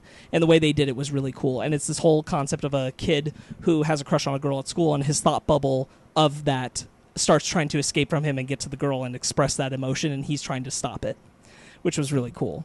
But lots of cool stuff. They were really sweet. You guys are going to really like it. So check out the Short Circuit stuff when that comes to Disney Plus. That's just another reason to get it. This is where the Paperman stuff came in, by the way. This is where they're trying to perfect that technology. They are pushing it forward in Short Circuit. You can see it happening. That comic book one is an example of it. I just really like that animation. It's I do too. I do too. That comic one looked really good, and I'm like, I really hope they push for a film to come back to that. All right, now that we're an hour into the show, you're welcome. Should we get into our news? Bread and butter? Bread and butter. I'm hungry. And here's your bread. And your butter. Here's your bread and butter. Okay, not in my ear, thank you. All right, then. Bread and butter. Nom nom. I did it. Dang it, I'm sorry. We do have some sad news to start off with. Yes. This happens quite a bit. Too much for my liking sometimes. It's just tragic. Gordon Bresack passed away this week at the age of 68. Now, you guys may know him as a writer, right? A writer for DuckTales, for Darkwing Duck, Animaniacs, Pinky and the Brain. Yeah. He was a major player in all of those shows. Mighty Max. Yep. Yeah, Teenage Mutant Ninja Turtles, like, it goes back a long time. Real Ghostbusters. The real Ghostbusters. Okay, cool. Yeah, he did a lot. It's really too bad. Really good writer. Other shows were Tiny Toon Adventures, The Smurfs, Captain Simian, and the Space Monkeys. Jeez Louise, what a name. Yeah. He was all over the place. He's responsible for a lot of things. And 68 isn't old anymore. No, it's a shame. No, definitely not. Lived a good life, but cut too soon. Yeah. So we talked about death. Let's talk about resurrection. Like the Phoenix. Telltale. Telltale is coming back. Telltale's alive, you guys. Right, Ryan? Yeah, it's like a Frankenstein version of itself. I'm gonna pass this to you because you read the article. I did. Yeah. So Telltale was bought by this company that's not in the entertainment business, as far as I can tell. I looked it up, and they don't have a record for anything releasing entertainment. But they bought Telltale and all of its intellectual properties, and they're going to start selling them off to make some money to rebuild Telltale, and other people can make games that Telltale has made, like Rockstar made Red Dead Redemption, but the first Red Dead was not made by them. Like, they made Red Dead Redemption, and they bought those rights. Much like Max Payne 3. The guys who made Alan Wake made the first Max Payne games, and then Rockstar was like, hey, can we make a Max Payne, please? We'll give you $1 billion, and they did. So Telltale is back, but a shell of its former self. The two people from this company are now leading Telltale, and they're going to hire 8 to 10 people on a contract basis, not a salary basis with benefits like Telltale used to be. They're not hiring the hundreds of people who lost their jobs. They are starting it basically as an indie studio over again. Yeah. So it is cool that this company's coming back, but the people in charge of it who made bad decisions are the reason the company went under in the first place. But it's a lot of people are like, well, it's cool that they're back. Can I have my job and all my shit back, please? And it's not like that. So it's kind of good and kind of bad. It's kind of weird. Yeah. So we'll see where that goes in the coming months. Honestly, the most interesting thing is that they're going to be selling intellectual properties. So they're going to be selling games to other developers, which could mean we're going to get great games that aren't Telltale-style games. Right. So we can get a weird, not Walking Dead because that's owned by Skybound, of course, but their own intellectual properties and turn an adventure game into an action game or something to For sure. Which could bring more people to Telltale again. I don't see that going the way it's going to be. Yeah, the only ones they said they're looking to hold on to right now are Batman and The Wolf is Among Us. Yes. Yeah. And those are owned by Warner Brothers. So it's not like that's going to happen. Right. Well, so we'll see what happens in the coming months. It's weird, man. Sure. All right, so we got a lot of casting news that happened this week. Oh, yeah? Halloween Kills has cast two old I was about to say, characters. not new characters. From the first Halloween movie, continuing off its legacy from the first Halloween movie only. Kyle Richards is returning to the role of Lindsay Wallace, one of the children from the first Halloween movies. Mm-hmm. Now the actress is older and is returning to the franchise. That's really awesome. Cool. It's really cool. Anthony Michael Hall has been cast. Not returning, has been cast as the third actor to play Tommy Doyle. So I guess apparently there was a discussion about having Paul Rudd come back. Yeah. But he was in Man. scheduling conflicts for Ghostbusters. Yeah. That's a shame. So Paul Rudd, to reference, played the same character in the 6th Halloween Yep. film. Yes. Yes. Is that the curse? Curse of Michael Myers. And he's the kid. The character Tommy Doyle is the kid that Laurie was babysitting. Laurie was babysitting. Yes. Yeah. So Anthony Michael Hall's a good choice. Yeah. Yeah, I think so too. Yeah. The character was originally played by Brian Andrews. Yes. He is not returning. He's been doing a couple of things, but not much. It looks like he's pretty much retired. Yeah. Paul Rudd would have been cool just for like that's cool. I would have liked that, especially like seeing that character played now in this kind of setting. Because like, yes, Curse of Michael Myers is serious, but it's kind of like a Isn't that where like the weird cult stuff comes into? So yes. I hope they don't do that stuff. No, I don't think they will. I don't think they will. But like, I only think they were going to have Paul Rudd come back because he'd done it. Yeah. Otherwise, I don't think anything was going to be connecting tissue to any of the ideas that were in 6. That would have been so cool. Right. But I still think that would have been fun. But Anthony Michael Hall is a great choice. Yeah, I agree. Mortal Kombat also had some casting. Shit, you guys. All right, so Jessica McNamee was in the Meg recently. She was the blonde lady in the Meg. There you go. Has not been cast. She's in final talks, so she will be cast as Sonya Blade. Cool. Yeah. That's cool. Really cool. Why can't we get who's playing her in Ronda Rousey? Is it No, don't Ronda do Rousey? this to me. Don't do this. Please. Guys, Ronda Rousey wanted to be our Captain Marvel. Come on. Jesus, yeah. Josh Lawson from House of Lies has been cast as Kano, so it looks like talks with what's his name? Joel Kinnaman. Joel Kinnaman did not go through. That's okay. This guy's pretty good. And we're getting Josh Lawson. So that's cool. Chin Han from Skyscraper. He's in a lot of movies. I know. That dude is in a He's whole in bunch of ton shit. A ton of stuff. But for those of you, because Skyscraper did well, probably his most high profile. He was in The Dark Knight. Oh, that was guy. a long time ago. But yeah. I think Dark Knight's more profile than Skyscraper. No, but I'm thinking He probably what had a bigger role in Skyscraper, though. Probably. I think arguably. That's true. You and I saw that movie. I think he was more present. No, in that absolutely. film. I was just saying, like, what would be more prevalent in audiences' minds, and it would be Skyscraper. I just don't know how many people saw that movie. Wasn't he also in a Winter Soldier? 2 out of 4, I'd say. Yeah. Winter Soldier. Yeah, I he don't was think one. so. He was one of the security council guys in Winter Soldier. I don't remember. I don't think that. so. Anyway, he's a great choice for Shang Tsung. No, I don't think that was him. I think you're thinking of somebody else. He's really good at playing like slimy. I think I know who you're talking characters. about, and I don't think that was him. Yeah. Slimy magician man. Yeah. So he'll be playing Shang Tsung. Now I'm gonna look it up. That's really cool. He's a good actor. He's a really good actor. I like him a lot. And then I'm gonna try Hiroyuki Sanada. Yes. Yeah. He was most recently in Avengers Endgame. He was the guy that Ronan kills.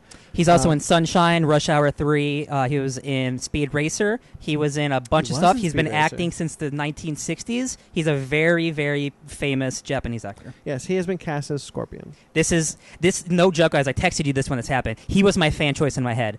Because, like, if you play Mortal Kombat 10 and 11... I'm sorry. I take it back. Ben was right. Chin Han was in the World Security Council in Winter Soldier. Soldier. The World Security Council. Yeah, sorry. I thought that's what I said. No, I was imagining just, like, security people. Oh. No, you're 100% right. Good job, Ben. Good job.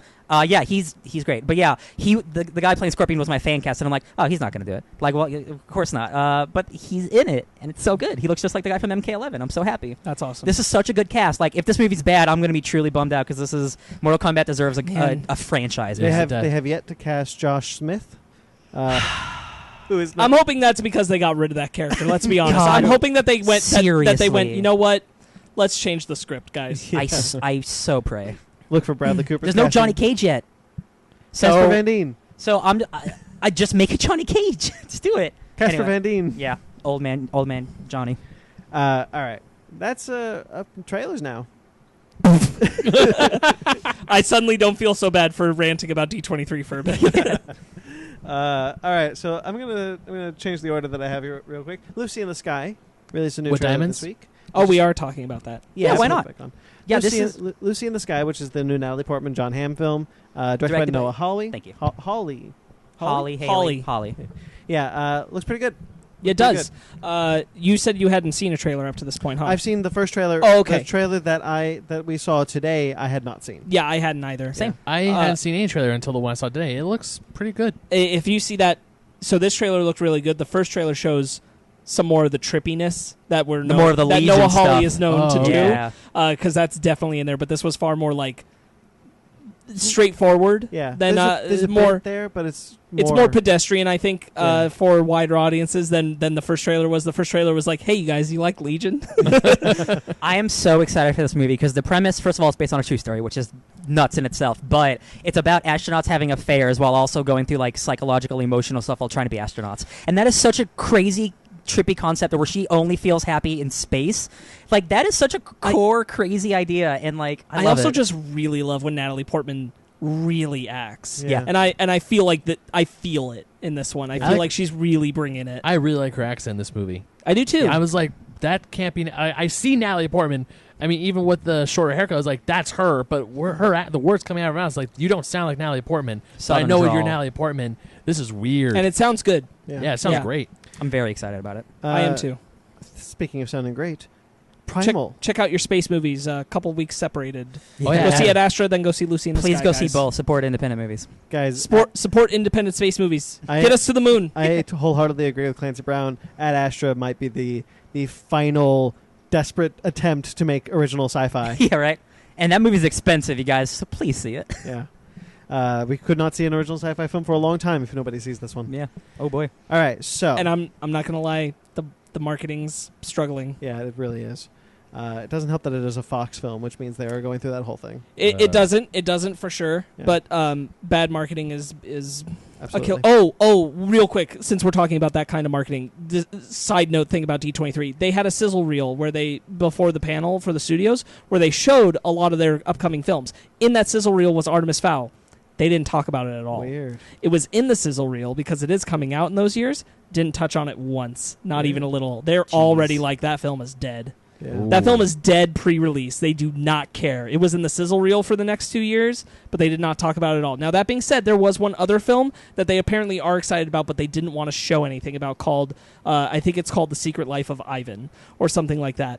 And that was briefly in the sizzle reel. And they said, we're not touching on that this year. Interesting. But, yeah, Artemis Fowl, so swept under the rug. Holy crap. Damn, dude. All right, so Primal. Yes. This is getting Tartakovsky's new thing. This is an anime show. Looks incredible. But the biggest news here was that they released the release date, which is October 7th, and it will play every night that week. Yeah, 5 episodes over 5 nights, and then it will go to weekly. That's bold. Tartakovsky also confirmed, in case anybody didn't already assume or wondered, there will never be dialogue. Yeah. Ever. But lots of screaming. There will be screaming and roaring, but there will never be dialogue. There's a scream montage in this trailer. Yeah. There is. It's great. Yeah. It looks real good. Very excited for this. Yes. I didn't put this in the news, but you guys, I'm assuming, have heard about the X-Men bits where they've supposedly taken out all the Foxverse. I thought about bringing it up, but I didn't know how much. Oh, we're talking about New Mutants now. I didn't know if you guys were going to talk about that. I don't buy it, honestly. I feel like that's a lot to deal with, and I don't think Kevin Feige would want to introduce someone else's movie into the MCU. I buy them taking out the X-Men stuff. Yes. That doesn't mean they have to throw in MCU stuff. I don't that makes it neutral. I don't think that they're making it MCU like positive. They're making it neutral. But I do think that they are taking out any references to the Fox X-Men franchise. I doubt there were that many to begin with, and I would totally believe that they're taking them out. Yeah. I would too. I just don't think that they're doing it so that Feige could. I don't either. Retroactively I don't think that either. But I definitely believe that they're taking them out. 100%. All right. When is that movie coming out anyway? Next year. As far as we know, next 3 years ago, Ben. 3 years ago. Honestly, I have to decide when we started the podcast. Do you know that film has been on the docket and in production since this podcast started? Yes. Wow. That's how long that movie has been. So the in New process. Mutants comic written by Jonathan Hickman coming out soon. The character of Rain, who is Maisie Williams, that character looks just like Maisie Williams in the comic. Mm-hmm. Exactly like her. And I'm like, come on, man, why do you do this? New Mutants is this podcast's white whale. Jeez, that's hilarious. All right, so Primal looks really good. Let's move on to His Dark Materials, which is a new trailer. This is the BBC trailer. Let's steal some kids. Real fast before we do that, because we did just talk about Primal. The other thing I was doing recently is I have Instagrammed about it. I was revisiting Clone Wars. Yeah. God, Tartakovsky's series is so good. I know it's not truly considered canon anymore, but it at is least, in my heart. But at least the first part, nothing contradicts that. Yeah. You can watch that first part, and that's still completely canon. Like, nothing really contradicts it, because it's all, like, very right after Attack of the Clones, before Anakin became a Jedi Master and could have a Padawan. And Filoni's already said, like, they took cues from it. He has a really dumb reason for why they don't consider Tartakovsky's Clone Wars canon. What is it? It's that Mace Windu's episode is too badass. Too badass, essentially. That is the they're like coolest like, if you believe a Jedi can do that, then the end of Attack of the Clones is not threatening. It is.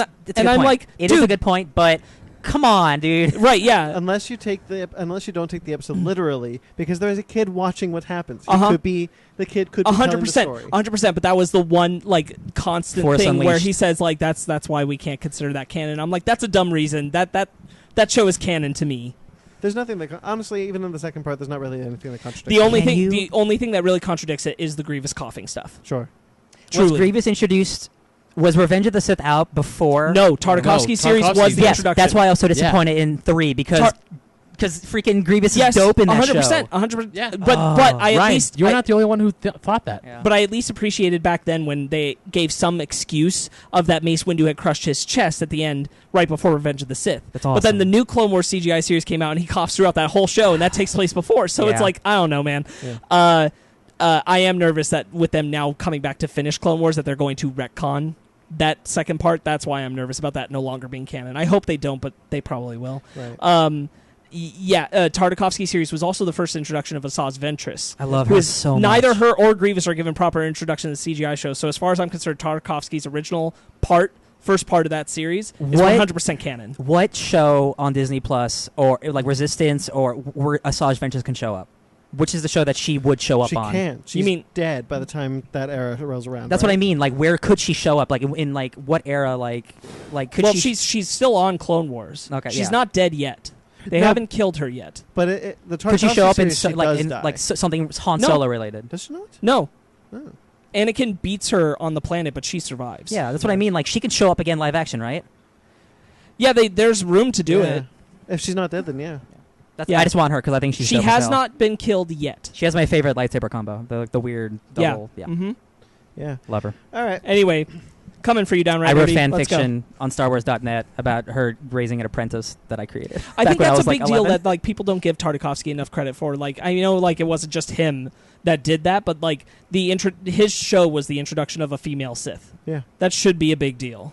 It's a great show. Yeah. All right. So his Dark Materials is the BBC trailer for the. I'm so into this show, guys. Yeah, it looks great. I really am. These books deserved a more faithful adaptation than that film, and I'm glad that they're getting it. Even though I kind of like that film, I like it for the wrong reasons. Sure. But I'm glad that they're giving it this second go. This looks good. This looks strong. Looks really good. We still don't have a release date for this.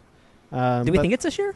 If it they is keep this showing year. It is trailers? this year. Okay, yeah. It is this year, but we don't have like a proper release date yet. Okay. But this looks really great. Here's the thing, because it's a joint BBC HBO production, I have a feeling it's actually going to drop in the UK first this year, and it might not drop on HBO until next year because HBO already has Watchmen lined up for the rest of this year, and I don't think they're going to drop his Dark Materials at the same time. That's true that. All right, Titan Season 2. Full trailer this time. Yeah. So the other two guys haven't seen it yet, so Sparkz and I have seen it. Now that I've accepted what the show is, I like this trailer. And it's like the whole premise of the show is like, hey, we're going to do the Titans again, but we're not going to be as big a dicks about it, apparently. Right. Yeah. I'm into it. All the other characters look great. Raven still sucks. I am so excited for more Hawk and Dove. I'm excited for Deathstroke 100%. and Rose Wilson. I'm all about Crypto. I hope that they do a little better job with Starfire and Beast Boy as well. I feel like everyone who isn't like core Titans or Robin has been done really well on Titans, but like Starfire, Beast Boy, and Raven suffer. Yeah. And I hope that changes in this next one. And it does seem to be focusing a lot on Dick becoming the next iteration of who he's supposed to be. So he's not going to be Batman, we know that. But he could become Nightwing at the end of the season, which is pretty cool. Yeah. I'm into it. Yeah. All right. Let's go to villains next. Yeah, so shout outs to friend of the podcast, Pi. He's the person who passed this trailer along to me because it totally went under my radar. And he'd sent it along and he's like, hey, have you seen this? Because you guys should probably talk about this. And I watched it and I'm like, oh, dang, yeah, you're right. This is awesome. This flew right under my radar. I never heard of this. Yeah, 100%. I was totally going to miss it, and I'm so glad that he brought it to our attention because this is an awesome-looking trailer. I'm sure most of our listeners have not checked this out. Go watch the Villains trailer. Yeah. This is Jeffrey Donovan from Burn Notice. Bill Skarsgård. I forget the actress's name from It Follows. Meli Monroe. Yeah. Yeah, and the guest. Yeah.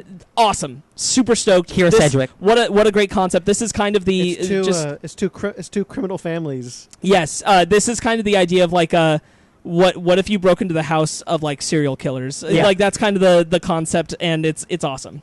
Yeah, this looks really good. I'm really excited for this. It looks definitely super twisted.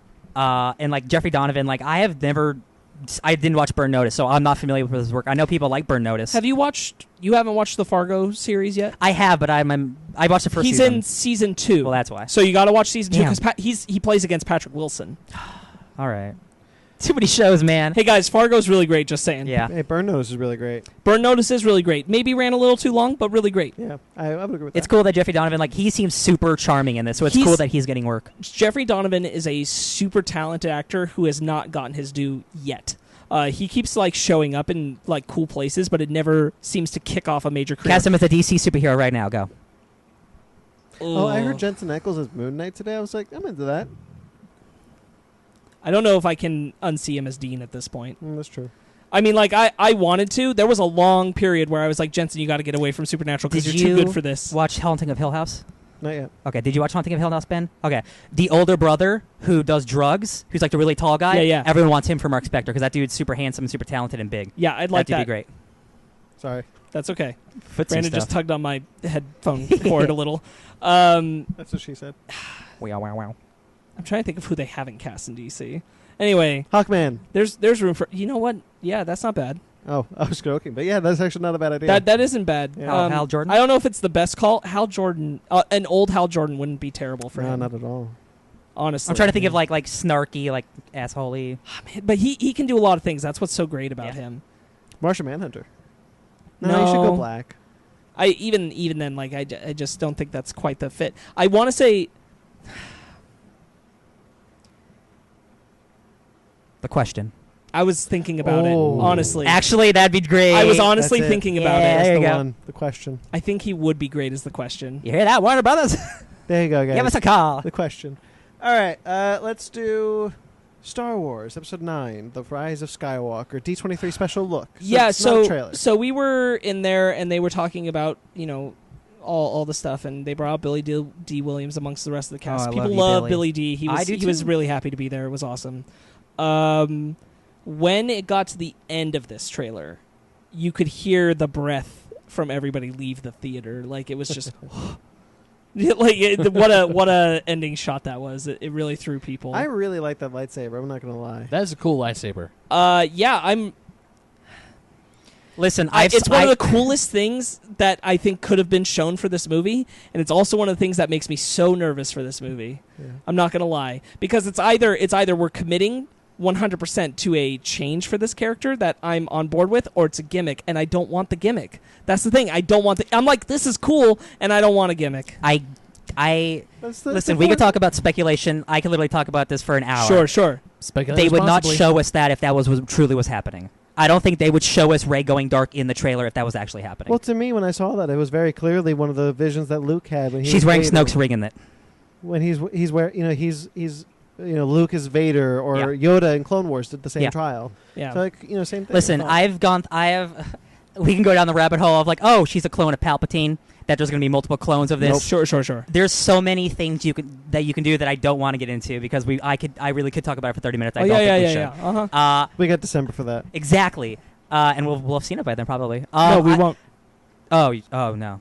No, just kidding. We'll speculate more. We'll still be speculating. I'm a big fan of Star Wars, so seeing this trailer, oh my god, my voice cracked like a little boy. Going through the entire franchise again is really sweet. It was like the end of a generation. Even hearing Palpatine saying your journey comes to an end, I think he's talking about Rey. I'm very excited for this movie. Like Ryan, you said after we saw the trailer to all four of us together, you loved it when they redo the music. I do. I'm the same way. Every time they do a new movie, they change it up. Like every Force Awakens, I love the trailer music. Last Jedi, I love the trailer music. Just gets me hyped. And even this one, I'm like, I love it. I can't wait for it. Star Wars music, specifically the original trilogy music, is a beast all its own. Yeah. It is an art all its own. Yes. I would argue John the Williams. prequels are as well. I would argue select songs from the prequels are. Duel of Fates. I would not agree that the entire the entirety of the prequels would I lump in. Didn't they bring on out the same level as the Ewan original trilogy? at D23? Didn't they bring out Ewan McGregor to do Duel of Fates, the song?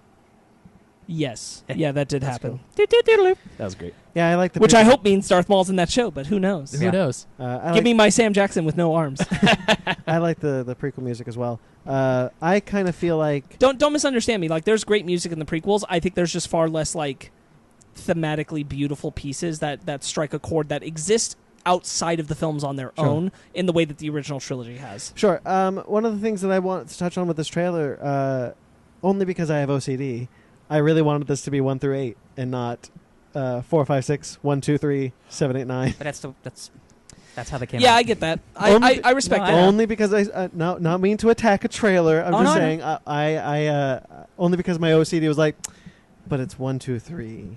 They did it generationally instead of order, and I understand. I get that too, especially when if you are taking this as the literal. This is the end of the story we started all that time ago. Then yeah, that's where it started. And seeing the twin sons and seeing go Luke, on, and then seeing the very end, seeing Rey. Like it's a 40-year journey. It's amazing.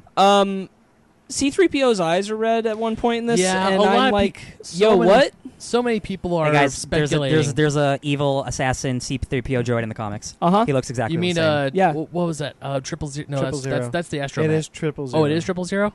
Okay. There are so many stupid theories. I'm like, guys, he's an evil robot. No, some people are saying like, oh, it could be a spy network. He could be activating a spy network. Yeah. But some people have been saying, it's like, oh, did he turn to the dark side? It's like, he's a droid. He's a robot. Abrams said that C-3PO is more of a character in this film than he's ever been in any of the other films. That worries me. No, get him. But that's what he said, is that he's actually going to be a more present character than he's ever been allowed to be. One of the things that's bugged me about the sequel trilogy, one of the few, is the droids. So the cool thing that I think I really appreciated is that, and I do think that this is true about pretty much every Star Wars movie since Episode 4, is that... so every Star Wars movie? Yeah, every Star Wars movie except for the very first one. Oh, okay, got it. Except for the very original film, the group that you're following are together. They are not separated on different adventures. They are traveling together. It is a team story. It is about them as a group. Rarely are they on separate paths. That's good. I like that. It's not about like, I'm on this planet while they're on this planet while they're on that. They are together. I like that. And that hasn't happened a lot in Star Wars. And so I like that that's part of the focus. And that's one of the reasons why I believe that not just C-3PO, but everybody, but like he wanted to give special mention, like, C-3PO is an important part of this group. They are getting their due, which is something we've talked about in the past. Force Awakens and Last Jedi both suffer from like kind of relegating C-3PO and R2-D2 and even Chewbacca to like, you're there, the background. but you're there because you're not there for anything of value. And I think in this one that might change. Yeah. And I appreciate that. I appreciate this idea of like, we are a team going through this adventure. Yeah, it's kind of my thing. One of the reasons why I like Endgame is that Steve and Tony are together for the most of the movie. I like that. We don't see that often. I'm right. Yeah. That we're going to have our group that we're following, and they're all going through this beat by beat. There's a lot of really great shots. I mean, it's Star Wars. Like, all the movies look great. The shot with the fleet from the classic Empire incredible. Fleet? Oh, yeah. So there's something in the extended universe called battle meditation that the Emperor uses, and he has the ability to basically command all his fleets at once, basically like a hive mind. And I think that's what's happening in that scene, because I think that's super cool. Oh, I think it's the fleet that Thrawn. You think Thrawn's in it? I think it's the fleet that Thrawn started in the Unknown Regions. And they're coming back. Back, it could be a combination of both. Yeah.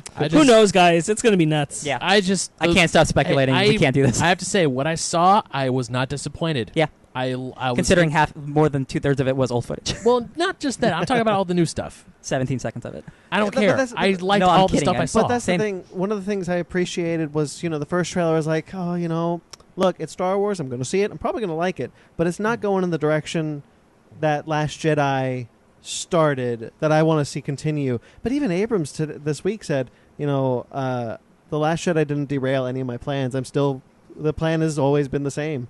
He didn't have a plan. But he didn't have a plan. But I like the idea that he acknowledges that The Last Jedi is important to the story. And that's the first time anyone's done that. It should be.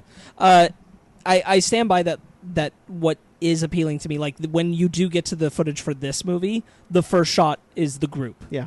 I like the implication that this is going to be about them together. Yeah.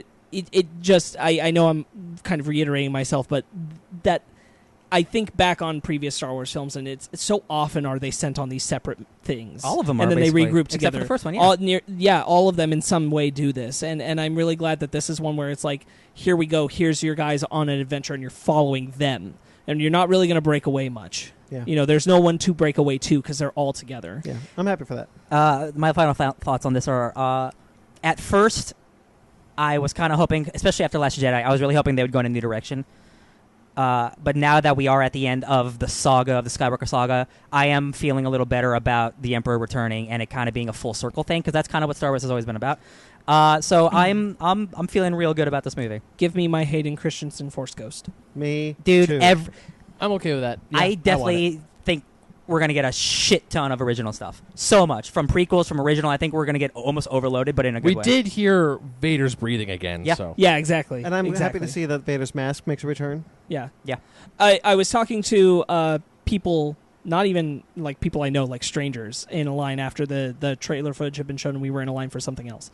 And they were saying, like, do you think Hayden Christensen's Force Ghost will appear? And I'm like, look, what I'd love more than anything is that when Ben Kylo is calling out to him, it's forcing the Darth Vader part to appear because that's who he's calling to. And Anakin actually doesn't want that. And he's like, don't call to this side of me. I don't want to show up as this. That's going to be the best revelation, where he's like, I'm choosing the Darth Vader side, and then Anakin shows up and is like, it's the wrong side. I killed the Emperor, dude. Yeah, yeah. I'm a good guy. Yeah. That is definitely in the movie. And that's like, it's him calling to Darth Vader specifically, not Anakin Skywalker, that's making the Darth Vader part it's like, show it's up. straight to voicemail. That's incredible. Yeah. I love it. Yeah. Do it, please.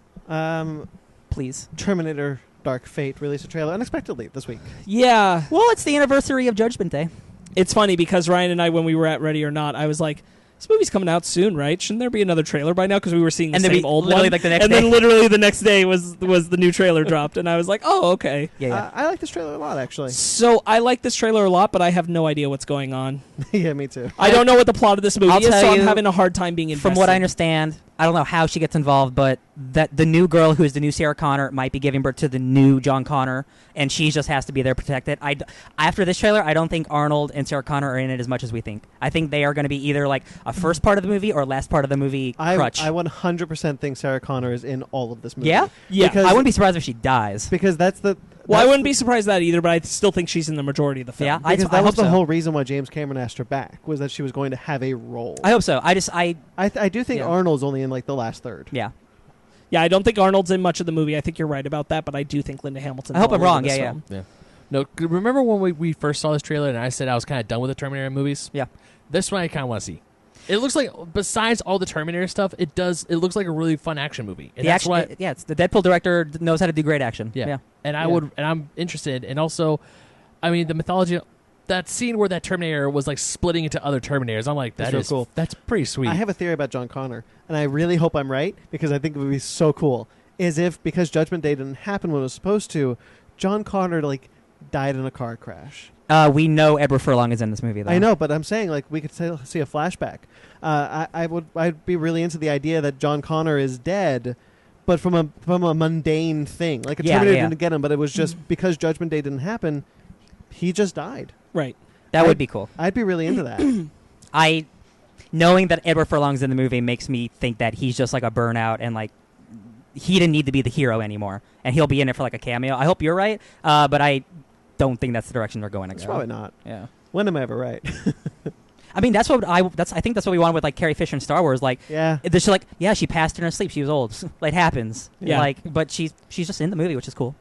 Yeah. Terminator though. Yeah. So I'm excited for that. Yo, man, that scene where she has like the chain and she slashes him like a bunch of times. Yeah, that was cool. The action looks sick. It looks really cool. It looks like it's a fun action movie, and that's what I would like. The irony on me was not lost that she was using a chain to slice up the Ghost Rider. It's now not on me anymore either. Yeah. All right. Probably the biggest trailer that came out this week. Not Joker. Star Wars? Oh, Joker. Like as far as trailer. Well, I mean, Star Wars is probably bigger, but Joker is getting a lot of attention right now. Yeah. So I think we're mostly pretty positive on this one. I know Ryan is very excited for this. Yeah, movie. man, I love movies, and this looks like a good movie. My only thing is, and I'll get this out right away. And I got to be very careful because. So let me finish what I'm about to say. I know what you're gonna say. I am not interested in a story that sympathizes the Joker, that makes him into a sympathetic figure. That said, I have read those stories and I have enjoyed those stories, so I'm not opposed to. I'm not going in being like, "Oh, this is going to be horrible." I just don't think that you should humanize the Joker. I don't think that is an avenue that you should go down. However, it is entirely likely, because this movie is getting rave reviews, that I will really like this movie. I'm not opposed to that idea. I'll counter that with, I think you can humanize a Joker. Like, I think they're doing their own thing, and I feel that, and I feel like done right, it's fine. Sure. I agree with you. Like, if I think of main comics Joker, that's not one I want humanized. I don't want him to be sympathetic that much. Mm-hmm. But this I feel is okay. So then my other thing was, like, if you strip away what makes the Joker, because I still don't see the Joker in this movie. I see a guy dressed as a clown, but I don't see the Joker I know. Like, how much do you strip away before you just create a new character? Well, one, we haven't seen the movie because they're not going to reveal all of his plans. Clearly, there's chaos happening that he ensues in this movie. This is a very ground level. There's not a Batman. It's just like, what if a dude went crazy and became a killer clown? Yeah, I'm not even looking at this as a Joker movie. This is another movie about a guy who has one bad day. Yeah, and that's the Joker. Yeah, I am thinking of it that way too. This is going to be a different take, and it's kind of fine, because, like, what are you violating that's core to the character? The character doesn't even have a real name. Yeah, you know, like, multiple choice, baby. There's so much avenue. Like, this is a character you can take so much liberty with. It almost doesn't bother me. I'll tell you what does worry about the humanizing thing, and it didn't happen until this week when I watched this trailer, and I went, "Oh no, I don't want to feel this way. I really want to see this movie. I'm super excited. I think it's going to be great. I am super nervous about the humanizing aspect, and it's because somebody went to shoot up a theater over the Dark Knight interpretation of the Joker. I am nervous that this interpretation is far too able to be idolized in today's modern society, and that does make me nervous. Quick anecdote on that. Diane Cates, Lord Savior, he tweeted that he noticed me. Yeah, I know. That made your day, didn't it? Yeah, but he tweeted recently that the only thing about Joker that he's not looking forward to are the bunch of cosplayers who are going to be walking around acting him in character all day long. That's been Deadpool for 10 years. And I mean, that's an aspect that's like, I know. Ooh. I mean, right. I know that's Deadpool. That's been Deadpool for 10 years. But going to what Sparkz is saying, that guy in Aurora, Colorado, was saying that he was the Joker. Which and I don't want to get too specific on, like, the things that have been happening lately or then, but there is an amount that I do get nervous about that, because I think you're a little bit right about just that humanizing aspect. There's something happening in our society in America right now that does make this a little dangerously appealing, I think, to some people. And I mean, like, you can question how responsible the film is for that or whatever. That's a whole other debate we don't need to get into. Yeah. It does. I just suddenly, watching this trailer, got, I am nervous that this is going to happen. Yeah. I am nervous that there is someone who's going to take this too far. I was too, and you know, like you said, it is another debate entirely if it's the movie. And I think it's going to be a great film, and I don't 100% blame it for that. I don't blame it for a lot. I blame more situations in our country for that. It's the situation in America. It's not the movie's fault. Yes, I agree. But it does. I am just nervous. No, I get it about where that line. I've seen the conversation's been online a lot, and it's valid. This isn't the first movie like this to ever come out, but it's because it's the Joker. People are really heightened on it. Yeah. There's so many movies that come out that are like this that are indie or falling down with Michael Douglas. This is a similar thing about how, like, when Suicide Squad came out, we talked about how, like, way too many people were looking at Joker and Harley as your ideal romance situation, but this is a different kind of version of that, and I'm just, it's not really, like, it's not on the movie or anything. It just, I'm so hoping that there's something in here that can, like, kind of demonize it by the end of the film. And that's the thing. I hope that aspect is present. I need the film, as a fan of DC Comics, as a fan of the Joker, I need the film to tell me that this is not a good man. Like, this was the wrong thing to do. Mm-hmm. But if the film is going to idolize the Joker, I worry about that as well. The first trailer, maybe. The second trailer did not give me that. Oh, see, the second trailer hardcore gave me that. No, because he always have negative thoughts, which means I think he's always going to be a bad guy, and it just took this abuse. You see him get the girl. You see him be abused, so he's sticking it to the man. Yes, regular people with issues also do that stuff too, and then they have bad days. No, but I'm just saying, like, you look at. It's fine. I promise. I'm just trying to have a civil conversation just about about. No, for sure. I think that there's a vibe in this trailer that just suddenly it peaks something that maybe it's because we live in 2019 America. If we were in 1979 Chicago or something, like, this is just another movie. This is another, like, a Dirty Harry movie. Yeah, for sure. Like, I'm not hanging the hat on the film necessarily, but it did.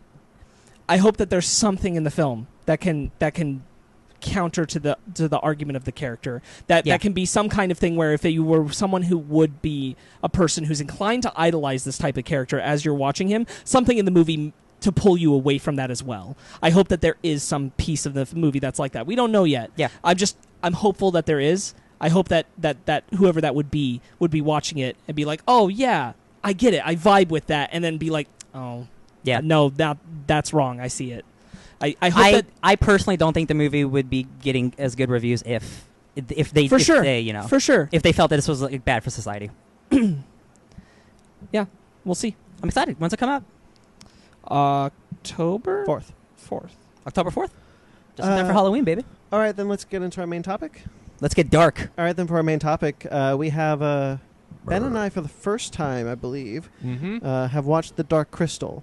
I figure a good time to talk about The Dark Crystal movie is the same weekend that the TV show drops. Yes. Yeah. Just came out, baby. I mean, like, we don't need to be, like, vague about it either. We also did this because Ryan, Ben, and I are about to embark on the adventure of the show for Fake Nerds Watch. Yep. So we wanted to revisit the film, and this seemed like a good, like, hey guys, we're going to talk about the movie, then go listen to us talk about the show on Fake Nerds Watch. Much like the Netflix show is a prequel to the movie we watched, this is a prequel to Fake Nerds Watch. Excellent. Wow, it's just, I love the worlds synergy. collide, baby. It's all coming together. When was the last time you saw this movie, Ryan? Over 15 years ago. Yeah, I was going to say close to 20 for me. Yeah. I was definitely youngin'. Yeah. I definitely didn't remember half this movie. I'm a fan of puppets. Yeah. Either you are or you aren't. And I'm a fan of puppets. Pretty much anything made by Jim Henson, I'm a fan of. I love this era. Like, I love this in Labyrinth. And rewatching it again, I'm like, I like it. I couldn't tell you. I mean, I can. I think that what it is I never owned this on home video. Okay. So I wasn't, like, rewatching this. Yeah. I just saw it maybe once or twice on television. And, like, I liked it, but I never got the, like, massive appeal where I wanted to go back to it so bad I bought it on home video. I would more often, like, I'm in the mood for that kind of thing. I'm going to go to the Muppets or that kind of thing. Yeah. This isn't me saying it's bad. This is just I don't have that kind of a affinity for it. Rewatching it was an experience. Yeah, no, you brought up, Brandon, that it's very paced to its time, and that's very true. Yeah. Oh yeah, a lot of films back then were paced the same way. Yeah, but it's, man, I still think it's really good. Puppeteers and practicals really hold up. Yeah, they do. 30 years later, nearly 40 Not just years that, later. but, like, I forgot how adult this movie was for being a kids movie. Like, introducing the concepts of death and stuff like that. Like, just straight up saying, "I'm dying. Good luck." And I'm like, Jesus Christ, like, kids watching this in 1982, like, they didn't have PG-13 back then. This might have been PG-13. Maybe we'll meet in the next life, but not again in this one. Yeah, that is messed up. And then he Yoda's away. Yeah. Yeah, it's a really good line. Yeah. It is. Yeah. I've never seen this film. Okay. I always got it confused with Labyrinth. Sure. Just because Jim puppets. Henson. The aesthetics are similar. Yeah. One's missing David Bowie's huge bulge, though. So. One's missing living people. Yeah. I don't know, guys. I'm not sure if I like this one. I guess I did, but I don't know. I'm kind of sitting on this weird place, having not grown up with this film. Sure. Having not seen it probably at the time that I would have appreciated it. Like Neverending Story, I often feel like if you watch Neverending Story as an adult, probably not going to like it as much as you see it when I feel like if you're watching it for the first time. I feel like I'm in the minority where, like, I can appreciate any movie no matter what time it came out, and because I know it came out in 1980s, it's going to be like that. I don't personally, this is just me, of course, like, if I didn't see this movie, I still would feel the same feeling I do, because it's about puppets and it's talking about death at a young age for children, and we don't get a lot of movies like this. Sure. So for me, especially I'm not it. anymore, because kids movies have evolved into a different type of art form. Yeah. Less puppets. A lot of kids movies at this era were doing the same thing. lot darker than you would remember as you were a kid. Hell yeah. This is like it's very much a Terry Gilliam film. Yeah. Mm-hmm. Yeah, but done through the lens of Jim Time Henson. Bandits. Yeah, it's very much in that vein. Oh, Time Bandits is another one. Even Brazil, like the Brazil. it's like it's a kid's version of the darker things that he was exploring at that time. This in film. This is the traditional, like I said when we were watching the movie, like the Joseph Campbell Hero's Quest. For sure. Like it's the Star Wars thing of like a kid is chosen to defeat the big evil. He goes on an adventure. Yeah. It's the premise for millions, countless stories. Yeah. And this one was that, and it's like it's not like there's not a lot of twists or turns really. No, but there's just awesome puppeteering. It's truly excellent environments. Like I love like the creepy crab monsters, the crab like the Skeksis army. I think all the puppetry is great. I love the design of the Skeksis. The guy is just top 10 characters, baby. What a stupid thing! I love. Every time he was on screen, he always go. He's just a schemer. Or whatever he would do, or how do he does it? Oh man. It's a race of star screams. Yeah, it's a bunch of like cowardly, like will stab you in the back, but not looking you in the eyes. Even like, when the Emperor dies at the beginning of the movie, he crumbles like Starscream does in the original Transformers films. I'm not dead yet. And then he crumbles after he dies, and then the Master, like Ryan, you said Yoda's away because he fades away. Like watching this for the first time, like even Labyrinth, and I really enjoy Labyrinth. I didn't grow up with Labyrinth. The only Jim Henson properties I grew up with were Muppet Babies and Fraggle Rock. Oh, Muppet Babies. Yeah, that was one of my favorite shows. I love the way they parody Star Wars. Different tangent. But this one, I could see why a lot of people have it. There's a niche love for this. The same with Labyrinth. And probably a lot of other Jim Henson properties as well that I don't, his more fantastical, like, Storytellers. That's a great TV show. Yeah, like for this show, or not this show, for this movie, I'm like, I can see why people love it.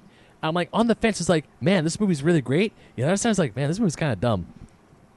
Well, I feel like I don't. It's not dumb, but it's like it's not simple. It is no dumber than any movie. Okay, I would say dumb was the wrong word to say. Simple. It's not that good.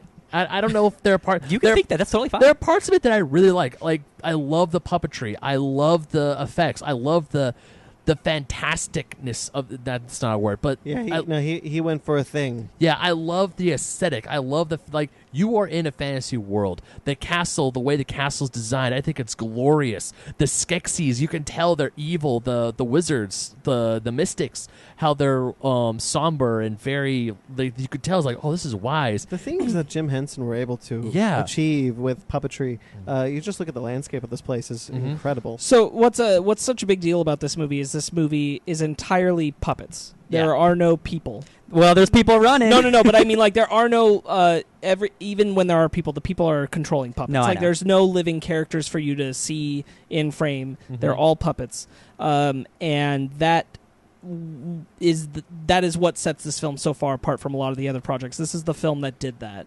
and it's kind of a unique experiment in that way. Because that hadn't been done prior to this point. It hasn't really been done since that point. Yeah, like the puppetry in this film is phenomenal. I really dig it. I'm like, man, this is great. And to counter, like, you're right, the slow pace is part of the time period, but it's also part of the puppeteering. Like, they have to work around each other. Oh, yeah. They're like full body puppeteers for all of these characters, and they have to move around the room with each other. There's a lot of long shots of characters just walking. Yeah, really impressive stuff. I think the scene that I almost checked out was the dinner scene with the Skeksis. Yeah, I will agree that lasts a long time. That it was like, okay, and then finally, like, I won't feel like 5 minutes into the scene, that's when the plot starts to pick up a little bit. They spend a lot of time. I will say, to counter myself, that scene did last a long time, but seeing the way that all these puppets eat is hilarious. It is. Because they shove it in their mouth and just half of it falls out. Well, they also have their utensils on their fingers. I think that's really genius. That's awesome. But one of the things that this movie captivates me is the lore of the world. Mm-hmm. Like, even the beginning, it's like standard fantasy, we're going to give you a whole bunch of exposition right in the beginning. But I love how there's always, there's 10 there used to be thousands, now there are only 10. Go to the Mystics, there used to be thousands. That's a cool thing. 10. Like, both of these, like the universe is basically ending almost. Yeah, they're winding down. So each of them are fighting to make for their conjunction. Yeah, and then the show is a prequel to show how we got here. How that crystal broke. But what's the Geklings? What are they called? Geeflings. Keflings? Gelflings. Gelflings. Yeah, so our, what did you say? They're like elves and deer or They're whatever? like if elves did deers and had children. Elves did deer. But yeah, I, besides like, maybe some slow pacing, like, it is a very simple script. So I can get over the simple script because of all the amazing visuals of it. I think I'm able to as well. Like what I'm seeing on screen just trumps everything I'm hearing. Yeah. Like the scene where Kara and what's his name? The protagonist. I forget already. I forgot his There's name. a cat on the couch. Yeah, it scared me for a second too. The main character. Yeah, when Kara and the main character show up, and they're like touching hands and they're seeing all the cool like the the Vulcan mind meld. Yeah, the mind meld thing. I was like seeing all that on screen. I was like, wow, this is for the 80s. This is actually very well done, and everything is puppets. Everything is puppets. I mean, yeah, you could tell it's puppets, and they're all real sets. Like, there's like so much love and craft that went into this movie. Yeah, but then even what I'm trying to listen to is like, as someone who went to school for sound, I'm like, okay, this sound editing is god awful, but I could forgive that because what I'm looking at on screen, and it's very fantastical. I think part of what works against this film too is this is Jim Henson doing this and properly, him and his company, and this is really their only project that isn't overtly comedic in tone. There are some funny moments or funny things, but it is not a and funny I would movie. argue, because they made Labyrinth after this movie, I would argue that Labyrinth is an easier movie to make because you're dealing with more people than puppets. It is, and there's an innate so they humor. started hard. There's an innate humor that comes just from having a living person next to a puppet. Yeah. There is a humor that comes from that, and they lean into that all the time in Henson properties. Like even that's their bread and butter. Brandon, would you agree? Almost like this is almost like a Lion King situation where because it's all of these puppets and like the dialogue isn't super great, and like even though it's cool puppets, like they're not emoting like humans, like it kind of takes you out of it. Yeah, maybe it does create a problem, a similar problem that the Muppets also have. I think the Muppets hide it a little bit better. When you're only with these characters, the way they emote is all in their voice. Almost like voice acting. And that's kind of what I'm saying is that like there is a higher challenge to deliver this story because they are not allowed to rely on comedy for it.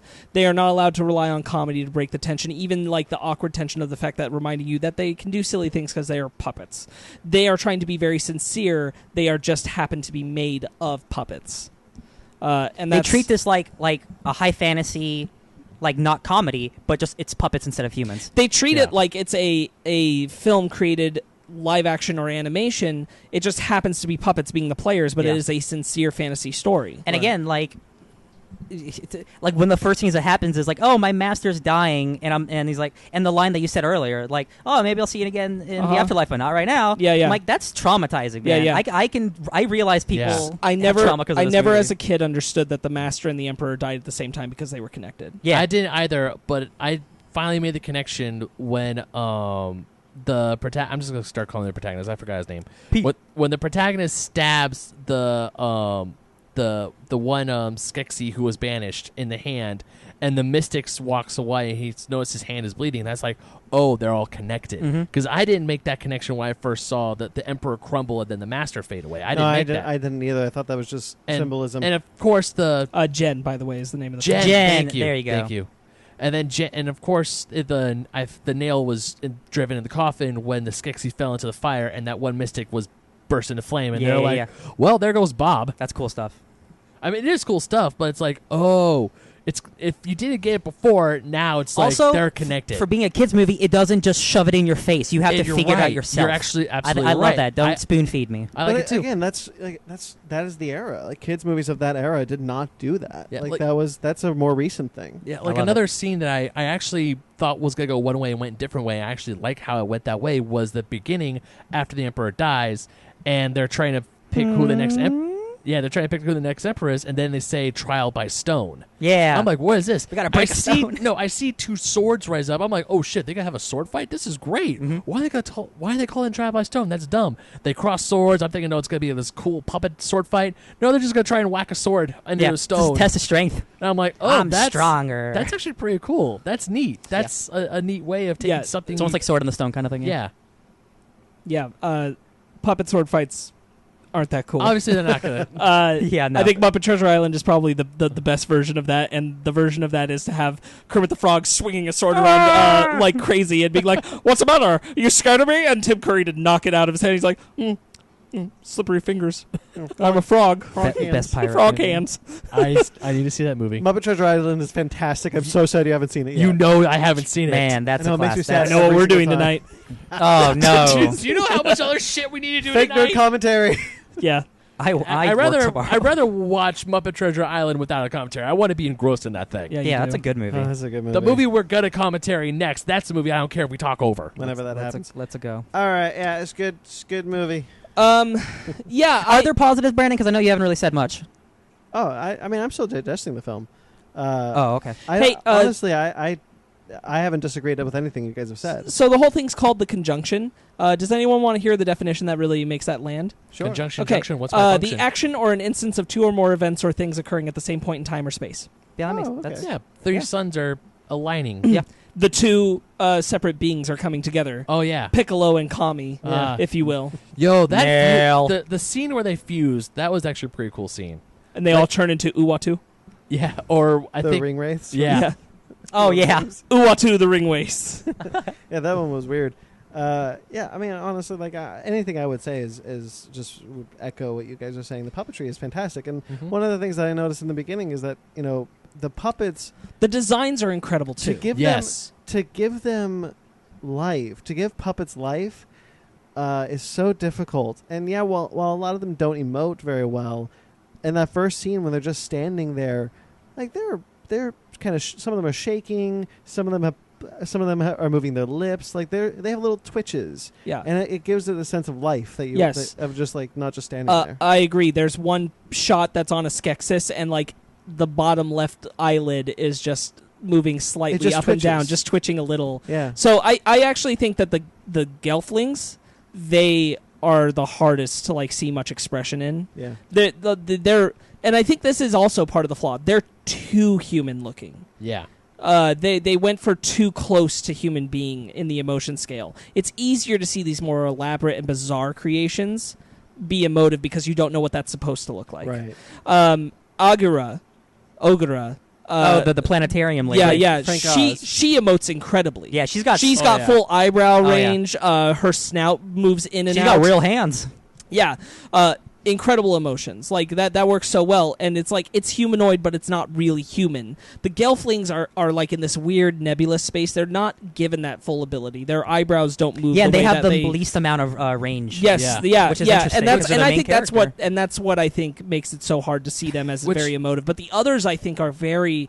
They have so many layers, like the Twitch that we talked So, about and all that. I think the Skeksis actually The work pretty Netflix well. show, Yeah. Anya Taylor-Joy and Joe Keery from Stranger Things are the leads. Yeah. So they might. I hope we saw the trailer. I think the puppets are much better than they used to be. But We've come a long way. and those actors are both great. So like, at least we can have good actors. Yeah. If this is anything like the puppets that they brought to Christine McConnell's show on Netflix, hell yeah. all of those man. had full emotive Yeah. range of expression. The cat, its eyes moved, the lids moved around, the eyebrows were very expressive. The big werewolf guy. The man. raccoon and the werewolf man also had Yeah. full range of their expressive Yeah, emotions. we watched the trailer for the show and like they gave it the budget. Yeah. It looks good. Yeah. Especially for a revival of a old 1980s niche movie that not a lot of people would know And about. you know what? They made a video game. Niche. Oh, niche. Niche? I keep saying niche. They I made mean a niche. Dark Crystal Chasm. Age of Resistance tactics game, and it's like Final Fantasy Tactics, but Yeah. it's Dark Crystal, and I'm like, That's pretty cool. that is pretty cool. Yeah. Yeah. It's coming back. I still like this movie. Like, I hadn't revisited it in a lot of years. I still do think it's really cool. It is very experimental. Yeah. You can feel it. Yeah. They were experimenting with a lot of things they hadn't done in puppeteering yet. They were experimenting with the fact that they were making a movie entirely based around puppets. That hadn't been done, and you can feel a lot of like growth in what they were trying to accomplish. And Absolutely. I think for the most part they succeed. It is a very simple fantasy story, but it was also never trying to be anything more than that. Yeah. Yeah. No, I feel you. I never feel like it's overreaching and being unsuccessful. It's always sincere, which I appreciate. Yeah. It's never There try, we It's go. not overstepping Yeah. its boundaries. It's like, this is the story we're telling. It's about puppets. Yeah. Yeah. I still enjoyed it. I was scared I was gonna hate this movie, but after seeing what I saw, I was like, I got a feeling that we're gonna get a lot more of this. Like I think this is what the show's gonna feel like. So Yeah. hopefully you would like this because you're about to watch 10 hours of it. I know. Well, I think the show will probably have quicker pacing because that storytelling of today is just quick, and also just how they know how to move around puppets is better too. Yeah, I think the experiment worked, and it has only improved. Yeah, I think the Dark Crystal is. I think you can make an interesting. You can make an interesting line from the Dark Crystal to the Dark Crystal. Yeah, where you can just be like, here's where the experiment started, and now here's where we are with that experiment. Yeah, heck yeah. Mm-hmm. And I'm just so glad that I guess it's on Netflix is fine. We have opinions about Netflix, but I'm glad Netflix decided hey, we're going to give you the money you need to make this puppet ass show. Yeah, I'm always going to be happy to see the Jim Henson Company really given the tools to build something, because they did Happy Time Murders, creative. And that was a failure on the every Jim part. Henson Company did not do Happy Time Murders. Brian Henson did. Thank you. Somebody part of the Henson family did it still. Yeah, but the Jim Henson Company, they know what they're doing with these puppeteers. Yeah. That's something I forgot. Hey guys, one more little bit Muppets. from D23. Muppets Now. We talked about it a little bit. Yes, you guys did. You did not get to see the video I saw. No. It was a whole bit where Kermit the Frog is coming out. And mind you, this is how sold I am. This is a new guy playing Kermit the Frog, which is very hard for me to adjust to. And I haven't fully done it yet. I think now I'm sold. So what it is he wants to present this whole thing for us, and he was about to introduce celebrity guests, and then the weasel lawyer comes out and says, no, you can't do that. That would be a behind-the-scenes look. And it's like, okay, well, I just, how about we set up what the concept of the show is? That would be a teaser. You are only allowed to give them this simple announcement. and it's just this weasel who's going about landing bad pun frog jokes on Kermit and then laughing obnoxiously and loud to an audience that doesn't exist, and just talking over Kermit and not letting Kermit do anything he wants to. This feels very much in the vibe of what Muppets is when it's at its best. So I'm very hopeful this is the vibe the show is going for. I'm very excited. I want to watch a good Muppet show. Yeah, I'm very excited for it. Anyway, 30, props to the Henson Company. 30 grams of fat. It's water. Yeah. Yeah, that's a good joke. It is. That's from the Muppets ABC series. That show is not overall terrible. I watched the first episode. Yeah, you should watch some of the later episodes because they were really good. Real solid. The bear is an incredible character. Oh, another thing, incredible thing. I was not in the room for this, but I have seen the video on YouTube. You can find it. The Haunted Mansion 50th panel. They did a whole celebration about it. They had a very special guest come out and read the ghost host lines for the panel. Would anyone like to take a guess? I will give you a hint. Eddie Murphy. It was a Oh. No. It wasn't Del Toro then. Kermit? No. No. Animal. No. I have no idea. Just tell us. Deadly. No. The Muppet Deadly, who's the one of the ghouls who helps Chris Cooper in the Muppets film with Jason Segel. Okay, got it. That's Deadly. So he came out and I he didn't was know like, his name. "Welcome everyone. I'll be your go." You can watch this on YouTube. It's incredible. Friend of the podcast, John Radley, shared this with me. He's a huge Jim Henson fan. Hell yeah. That was an incredible moment at D23. You should absolutely watch it. It's very cool. The Muppets had good play at D23, to be honest with you. Heck yeah. I'm Puppets glad that for they're life, baby. I think that they're finally putting some real support into them. That's good. So anyway, Henson stuff is great. Dark Crystal's awesome. There you go, folks. Bing bong I applesauce. don't really have any more to add. Or you think we're all good? We'll say more when we watch the show. Yeah, the show's coming. The show's out now. Yep. Fake Nerd Watch coming soon. Fake Nerds watch probably within a week or so. Now, are you guys going to do the whole series? We will do the whole series. We'll probably we haven't talked about it yet, but I think we're going to go. I'm thinking 2 episodes at a time, rather than a single episode per episode. Oh, you just want to do the whole season? Because we have the whole series out. I was thinking we could go 2 episodes at a time and actually deep dive it, but again, we haven't discussed it off air. Okay, well, I guess that's it then. That's it for the Dark Crystal. End of the show. Short all right. topic. Good night, guys. Book club. Hey, welcome to the Fake Nerd comic book store. Can I help you find anything today? Yeah, hi. Do you have any books? Can you be more specific?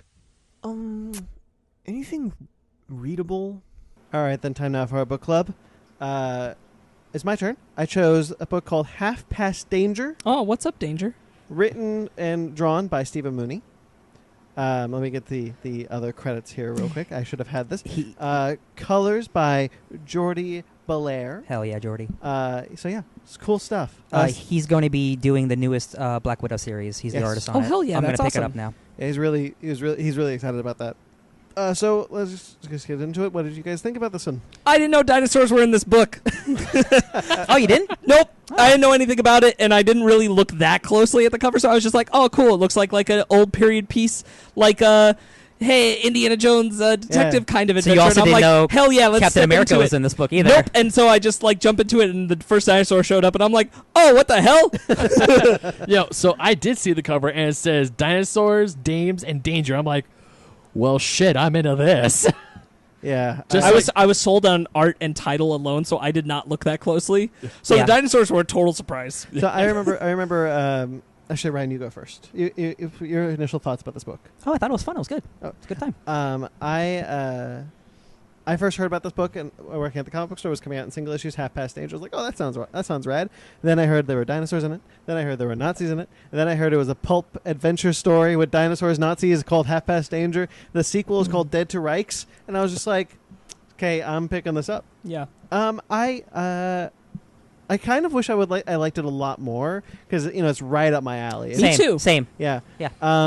I did like it a lot though. I think it's a lot of fun. It's a thoroughly good time, but I was never at a point where I'm like a 10 out of 10 loving it. But the entire ride through is like, man, this is a lot of fun. This book gave me, it kind of gave me Five Ghost vibes. I got here and there. Iron. 100%. What's the comic the World War II comic we read? Brigade. Light Brigade. Light Brigade. I got that too. But I like Light Brigade more. But I got the same sensibilities. Yeah.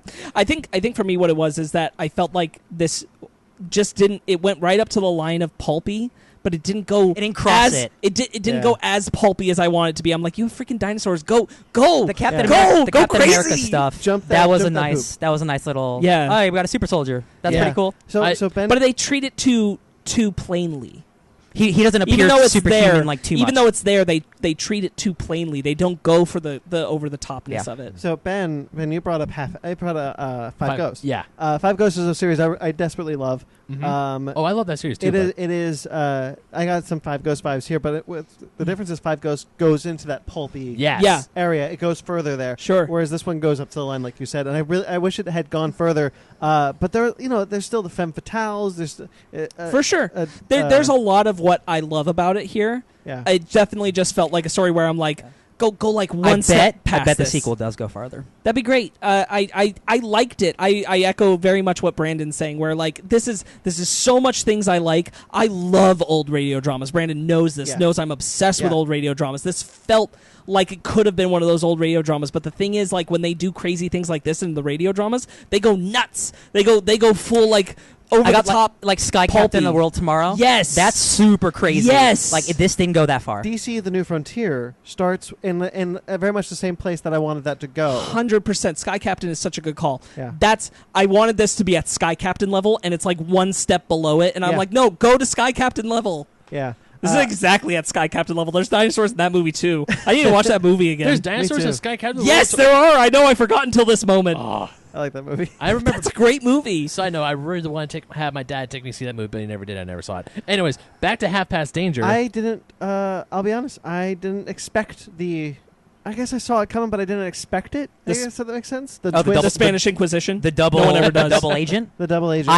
I was like, man, if this doesn't happen, I'm going to be shocked. So I was actually, I thought I called it when I was reading it. Like when she shows up, you can obviously tell us she's like very prim and proper. I'm very like, Black Widow. You're probably gonna be a double agent. And then of course they meet the paleontologist. I'm thinking she's there's no way she's like when it's the reveal. I'm like, it's Elizabeth. It's either it's Elizabeth or Noble. I'm gonna be pissed if it's Noble. Once the reveal starts, I thought it was gonna be Noble. But then, for a second, I wasn't surprised that it was Elizabeth. What are you going to try to say? She has the beauty mark. She had to be the bad guy. That's true. Yeah. That's true. There's a. She's the dangerous bad woman. She had the beauty mark. So when she does, and she also has a great line of, "Are you going to join me, Captain?" And the captain just takes a shot. He's like, "I'm going in." That's a great. I took a picture of that. That's a great scene. So when the double agent thing happens and like they get locked in somewhere, the evil Nazi guy goes, "How fitting that your country will share your fate, American." Punctured by our flag as she bleeds like the proverbial stuffed pig.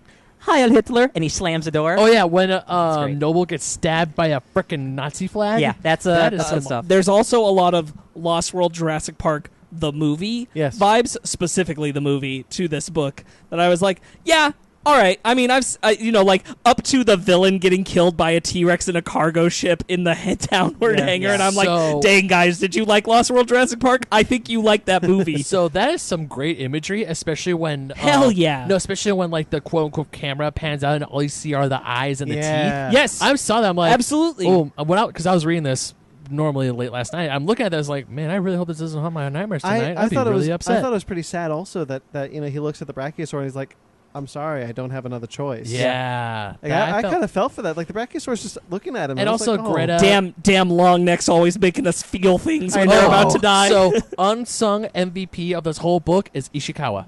That dude, Ishii is so cool. Ishii you're is correct. The coolest dude ever. And also, he keeps a dinosaur as a pet. I think that's adorable. So, of course, sets up the sequel. But not only that, I just love the fact that he is a literal American. He was a Japanese who thought Pearl Harbor was dishonor, so he's like, nope, screw this, I'm going to go on the other side. And everyone's like, okay, that's fine. There's a double-page panel that I took a picture of, and it's just him going down a hallway kicking fools' asses. Yeah. And it's just panel after panel of him doing kung fu moves. Just I'm like, throwing shurikens, stabbing people good with comic swords. book action. I do wish he was utilized a little more. Not necessarily in action, but as a character. I agree. Yeah, I agree. There's also a scene where I think it's a main character, Noble, where he first sees a dinosaur and it's running towards him and his hand's shaking and he's not shooting the gun. And then as the dinosaur's about to bite him, he goes, get it together! Yo, that moment, Tommy moment when they're like surrounded by the Deinonychus, and they're surrounded by them, and he's like, "No, you can't use the gun. Then they might know we're here. We got it." And he's like, "Oh, screw that!" And he just starts punching dinosaurs and throwing them at each other, breaking their necks. Incredible! I loved it. Yeah, it was a lot of fun. I wanted more of that stuff. Same. Exactly. Same. Yeah, it doesn't go quite far enough to make this like the book. I want to watch. I want to watch my Super Soldier Man beat the shit out of dinosaurs movie. That's what I want. I am interested in the sequel though, so I will pick it up because I want to know if they go hard in the sequel. Yeah. And again, not everything has to be a movie, but this is I want to know if they go full easily, past danger, easily translatable, like fun, pulpy, not too expensive. It's essentially movie. a one shot. Well, it kind of does give a little bit of a cliffhanger. Like you get that letter because Moss wasn't working for the Nazis; she was working for a third party. Man, she was like, Metal "Hey, Gear, these baby. dinosaurs can't leave the island. The Americans can't get them. No one can Triple get them." Agent. I want a radio drama of this. Let's make it. Let's do it. Half-Assed Danger. It's so good. What's up, Danger? You know what? Let's do it. Add it to the list. All right, show number 29. Yeah, Brandon. That I really enjoyed reading this book. Yeah, it was that or a different one. I'm happy with this choice. I'm glad I finally got to read this. I've had this on my shelf for a while. All right, is that it? Got anything else? Yeah, I think so. Yeah. All right. Heck yeah. At it. Sparkz, it's your book club next week. Do you know what you're going to do? Yeah, hey guys. So I name dropped it earlier. We're doing Skyward Volume 1. Oh. Yeah, we're going to check that out because I've been wanting to for a while. You got the info on hand? Who's it by? I can do that in just a second. Okay, cool. Yeah, I'm actually really excited. This was actually a really special moment for me. My cousin also comes to D23, and what happened is that we had gone into the studios panel where they make us put our phones away, but we were in there like a half hour before it was going to start, and so she's just sitting there, and she's not used to not having her phone around, and so she didn't plan for it, didn't have anything to do, and I said, hey, you know what? I actually have a great comic here. Would you like to check it out? It's Volume 1. I think you'll actually be really into it. And she turned out to really love it. Thought it was really, really cool. Awesome. So I've been wanting to get to this for a while. So it's created by Joe Henderson and Lee Garbett. And we're doing Volume 1. So Skyward. We'll take off from there. Heck yeah. Right. I hope you all have a good time reading it. I had a good time reading it. Can't wait. This has actually been one I've been picking up in stores and issues. Nice. All right. Is it Image? It is Image, yes. Image, cool. Okay. Mm-hmm. All right, so that'll do it then. Heck yeah, baby. We have a lot that we were talking about going to come out that we're going to do this weekend. But I'm not going to say what they are right now, just in case we don't get through them or whatever. I mean, and even then, like knowing some of the things we're talking about, like they're probably going to be a little bit backlogged for a while before we finish them. So, but I will say next week is It Chapter 2. Yeah. Another a review. It's been a couple weeks. I hope our review palette is cleansed. I am so ready for that movie, you guys. Yeah, me too. So Faye and I were at the mall last night just hanging out, and at the Hot Topic store they had a bunch of It stuff. So of course I'm looking at the pops on one side of the window. She creeps up from the side of the pops with the frickin' SS Georgie and the mouths at me. You'll float too. I'm like, damn it, babe. We're almost guaranteed to have the Harley Quinn and the Birds of Prey trailer because there's Birds of Prey. Birds of Prey. Birds of Prey, what? The Birds of Prey trailer because there's a specific Warner Brothers made trailer where Harley destroys a bunch of red balloons thinking that it's an It trailer and it becomes the Birds of Prey trailer. So get ready for that next week. So we also hit 400 followers, over 400 followers on Instagram, which is really awesome. We did, yes. We did a shout out on Instagram for Just a Ricken, who shouted us out on his YouTube channel, and just a little podcast. Thanks, He's Mr. also Ricken. been giving us some Appreciate attention. In We similar really appreciate news, I am now at 97 followers on my personal Instagram. Wow. I said that if Yay. I hit 100, I would consider bringing back a Twitter for myself. So you got 3 to go, guys, and then I might have to revisit the world of Twitter. I'm surprised, honestly. Yeah, it's been racking up a little. Yeah. Yeah. I think I know why we've been seeing some steady growth. I think it is because of the people we have shouted out. I think they've done a tremendous job of supporting us, and that goes seamlessly into what I'm about to say. Thank you to everyone who supports us. We are at 400 followers on Instagram. We have grown in our listenership. We have grown our YouTube. Every single person who is listening to this right now, every single time you listen to us, it is a support. It is you have supported us just by listening, just by subscribing. Thank you so much. However, if you want to go that extra mile, we do have a Patreon.